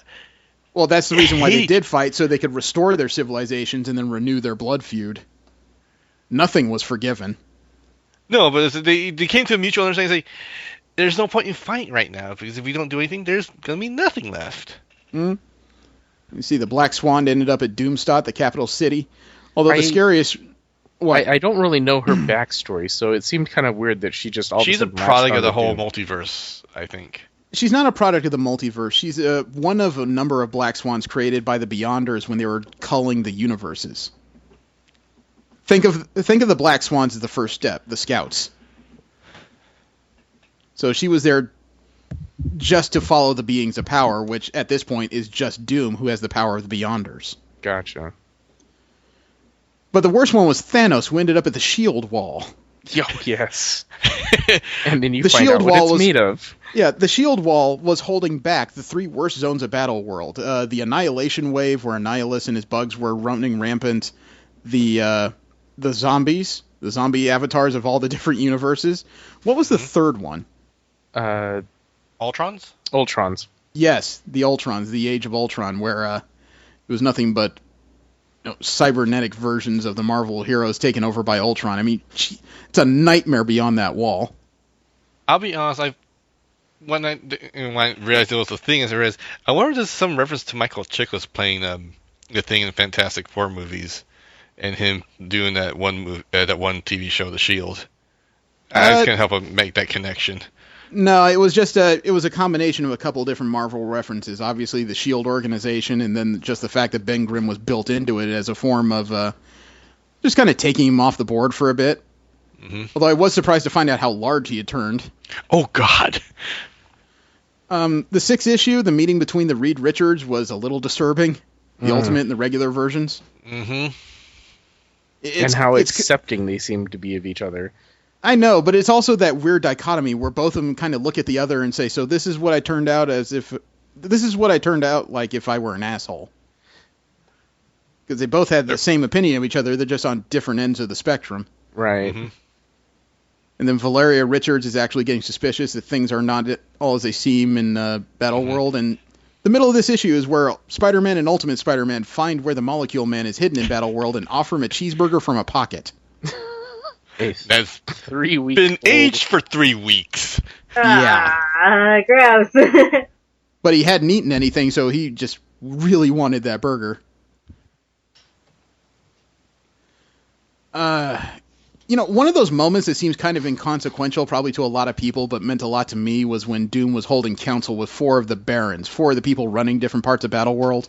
Mm-hmm. Mr. Sinister, Apocalypse, the Maestro, the evil future Hulk, and Madeline Pryor, the Goblin Queen. Right. I almost checked out that scene because it's like, oh, politics, damn it. It's not about politics, but these are 4 very wicked, powerful villains that all just have to bow to Doom. That's a statement. Mm-hmm. But, you also catch up with where some of the returning Marvel heroes have ended up. Captain Marvel is fully in the thrall of Mr. Sinister. Let me see. Black Panther and the Submariner found one last repository of weapons left by Doctor Strange. Oh, the look on Black Panther's face. Well, yeah, I when kind somebody of liked Namor's reaction when Black Panther asks him, well, what do you think? And he's like, well, we both know I can't be trusted. Well, it's a sensible reaction, frankly. I mean, who expects an Infinity Gauntlet to be left in a box? Yeah. Usually when you got one, you use it. After Namor getting cleansed of the Phoenix Force, he's just going, nope, don't want to do that. It's so weird. Susan Richards retelling the tale to her son of how they met Doom and he saved their lives. It was creepy as all hell. Well, I mean, she obviously isn't 616's Susan Storm, since their Fantastic Four had her father. Yeah, and then there's the second half of that story is being told through the eyes of this Battle World's Ben Grimm, who looks to be about 10 stories tall. Yeah. Probably closer to 15 by that scale, actually. He's kaiju level. He was the one that made up like one entire segment of the shield wall. Not all of it, but a decent segment. It looks like the main gate of it was Ben Grimm. Admittedly, I found it disappointing how he was taken down, so it seems almost pointless. Yeah. I mean, Ben Grimm is large. This is superbly large. And it's another statement about how upside down this whole place is. But it was somewhere around issue 6 or 7 that I started to feel like this was really seeming like it was losing focus. I wasn't sure where the story was going at this point. Maximus leading hordes, and this is kind of... Issue 7 was when all hell kind of broke loose, when the different areas of Battle World started to fight against each other and Doom stopped for total domination. Yeah, I think that's where the side stories of where the rest of the heroes went to or whatever. I think that's what we're missing. Probably. It was just really weird from issue to issue. There were certain story gaps that really cropped up. It's like from issue 6 to 7. In issue 6, the Thors seem to be okay with each other, just kind of aimless. Issue 7, half of them are fighting the other half. The Doom Loyal are fighting the non-Doom Loyal. And there isn't much of a rhyme or reason to it. You just see them throwing hammers at each other. Yep. And then the ones that are not Doom Loyal decide to get involved in the fight between the Age of Apocalypse and the Bar Sinister for reasons that are... I don't know. And then out of nowhere, the Maestro shows up on a defunct helicarrier with an army of Hulks. That's terrifying. Absolutely. I think what was even terrifying was this when there's a scene where one of the Hulks was fighting. There's a fight and there's a Hulk and something else in his mouth, and he look at it and holy crap, the zombies are coming. Yeah, well, that was part of issue 7 was Namor and the Black Panther at another part of the shield wall thanks to the Siege Perilous. The Black Panther blows a hole in the wall, the zombies come through, and T'Challa takes his current title as King of the Dead, or King of a Dead Nation, a little too seriously. Yeah. And I don't understand how he got the thrall of the zombies. I thought it'd be harder than that. Yeah, Because King of the Dead, that's what they called him ever since Wakanda was drowned. It made sense. For him to just say, I am the King of the Dead, you will follow me, and they agree to it, that seems really bizarre to me. They kind of agreed to it after persuasion from Namor, though. No, but I mean, they stopped. They didn't attack him. That just seemed off to begin with. Mm-hmm. I get the concept, but the execution was really weird. Again, I think something was missing in the lost stories that weren't. Well, the only thing in this case, there's nothing missing. We saw the scene play out. Well, the only thing I could see to explain it is the fact that he was wearing the Infinity Gauntlet. Maybe. True. And I mean, issue 8, it picks up with, for some reason, Star-Lord and Mr. Fantastic in a ship being attacked by a Hulk, which I read Kitty Pryde and Star-Lord during the tie-ins to this. This had nothing to do with it, so I don't know where this came in at. The Maestro proclaiming... I'm sorry? Oh, what? I just said I like Star-Lord. He's a good boy. Oh, the Star-Lord in comics is now matching the one in the movies. It's one of those cases where the movies influence the comics rather heavily. Except every time I hear him talk through his dialogue, I always hear Nathan Fillion coming out. Hear Nathan Fillion's voice. I don't know why. I still hear the one I had when Star-Lord looked like his 70s version. There was an interesting moment early on in issue 8 where the future Hulk, the Maestro, is proclaiming victory from on top of his helicarrier, and then he notices there's something staring at him. Yeah. He turns around and there's that 15-story tall Ben Grimm just looking over the deck of the helicarrier like some kid looking for cookies. And he punches the helicarrier out of the sky. He didn't punch. He's fucking body slammed the damn thing. Well, he punched it first, then he pushed the rest of it down. And then there was the fight between this huge... Oh, God, I loved it when Tarax tried to convince the Battle World Galactus that he would be his herald again, and he ended up under heel, literally. Yeah. That was crazy. And then you've got a fight of Titans between Galactus and Super Thing, which, now that I've said that out loud, should be a thing. It was an interesting punch-out that, frankly, didn't last long enough. No. Again, I was a bit disappointed at the resolution of that conflict. Yeah, he froze when he saw Franklin Richards and just took it. Again, it's like, what was the point? I couldn't say for sure. Oh, then the big surprise. Tree. Yes. Yeah, Star-Lord had been chewing on a toothpick the entire time, and when he got close to Yggdrasil, the center of Battleworld, he jammed the toothpick in it because it wasn't a toothpick, it was a buddy. Yep. Mm-hmm. That was awesome. He had a sliver of the Groot from the 616 in his mouth the entire time and just never let on that he had it. What would you call that? Yggdragroot? Groot-Drasil? Groot-Drasil sounds better. It's a giant fucking kaiju tree. I'd say the biggest moment in issue 8, though, was a confrontation between Thanos and Doom. Yeah, that was like, wow. Oh, yeah. Yeah. Thanos had universal shaping power on at least 2 different occasions in Marvel, and this is the regular Thanos standing right in front of Doom, who just puts his fist in Thanos' chest and kills him. Yep. Literally tore his skeletal structure out from the rest of his body. I think he did some kind of atrophy because it looks like there's no muscle there. It's just bones and armor. Yeah. Which I think is like, I'm not sure Thanos, kind of lost out on this.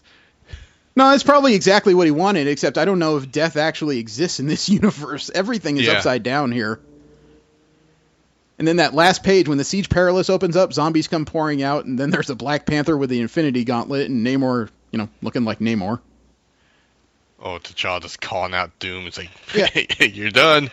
As much weird randomness seemed to occur from issues 6, 7, and 8 in this, issue 9, the last issue, the one that technically was an expansion because it shouldn't exist, that really stuck the landing of this series. Mm-hmm. Mm-hmm. The resolution was so much better than the actual event. Just the way it all started with the Black Panther using the Infinity Gauntlet to turn Doom into silver or stone or ice or something, and Namor just casually throws his trident through it like it doesn't matter. I love it. Again, this is a testament to how powerful Doom got in this. It's okay. Yeah, and then Doom reforms himself from the shattered pieces, proclaiming, "That hurt." Again, it's like a testament to how powerful Doom is. I mean, he took on the Phoenix Force, which is a cosmic level entity, and he took on an Infinity Gauntlet wielding T'Challa, and slowly broke one of the gems one by one. Mm-hmm. It was an awesome statement. It was an interesting fight between cosmic level beings, and I'm not going to say either one did better or worse. It was actually kind of an amazing visual fight between the two. Yeah. Especially the way they kept fighting with various avatars. Oh, yeah. I loved the ending of it all, though. But there's one thing, though, that needs to be said, because they fought in Battleworld Sun, and there's Johnny Storm suspended in it. Yeah. That was crazy. Oh.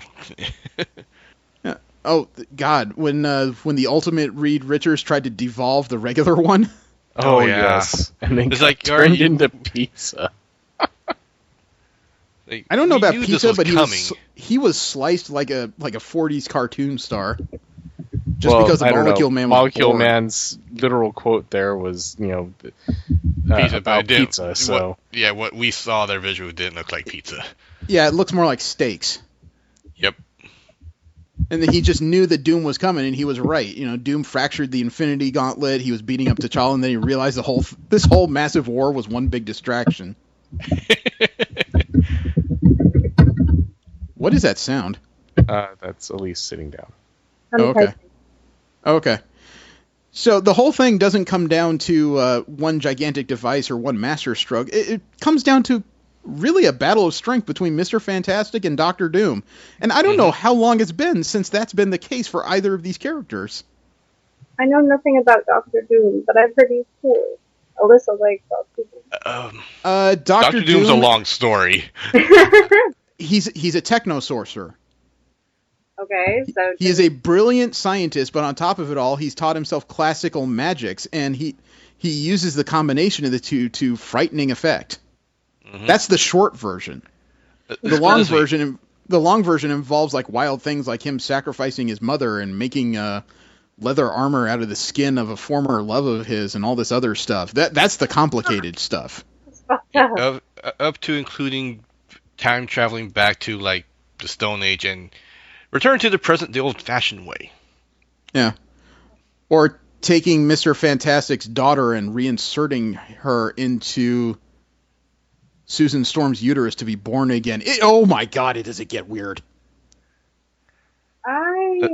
Let's put this into perspective. Doom is by far the most frightening villain on Earth. I want to read his thing because he sounds neat. He's weird. Unfortunately, Fantastic Four titles aren't really that good. Yeah, but I mean, this whole fight between Mr. Fantastic and Doom came down to Doom openly admitting that Reed Richards could have done a better job building a world and a universe.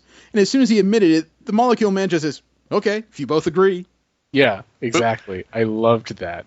Yeah, it's like, I'll admit, there are a few bits of comedy I was not expecting. Mostly came from the Molecule Man or Dr. Doom is reacting to some stupid crap. It was really weird. I did like the resolution for the Black Panther because he actually retained the time gem from that Infinity Gauntlet that Strange cobbled together, and managed to retain all of his memories from his adventures through the Secret Wars. He's one of the few characters that remembers what happened before. Except this time Wakanda has been restored. It's not drowned anymore. I know nothing about Wakanda. I have a question. Sure. Are we still recording? Yes. Oh, yes. Okay. I just wanted to ask because I keep having to go to the bathroom and stuff. I got really lost. I felt so bad. It's fine. Ask away. The Secret Wars is complicated because it is the destruction and rebuilding of the Marvel Universe. Okay.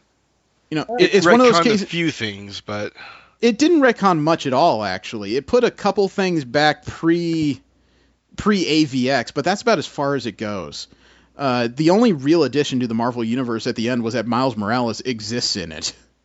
Yeah, he's from the Ultimate Time. Well, no, there are a few other additions, like Old Man Logan. He's wandering about. It's not exactly an addition though, because he's not from another universe. He's from the future. Time. Yeah, like 4 X-Men are. You know, I say the 4? There's a minimum of 4, I think. Well, but the time displaced the original team. They're not from the future. They're from the past. Still time displaced. I said future. Time. The resolution for the Fantastic Four, though, honestly, is probably about as good as it gets for a book that wasn't selling very well prior to this event. Mm-hmm. You know, there was no gratuitous death for the sake of death. Mr. Fantastic and the Invisible Woman were taken off the board because now they exist outside time with their kids and the Molecule Man as they make new universes using the power of the Molecule Man and the Beyonders.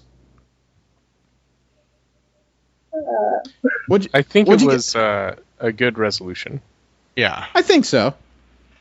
You know, it's rare to find a series or an event where death is not the way to create new storylines. They actually just found a way to just remove them for a bit.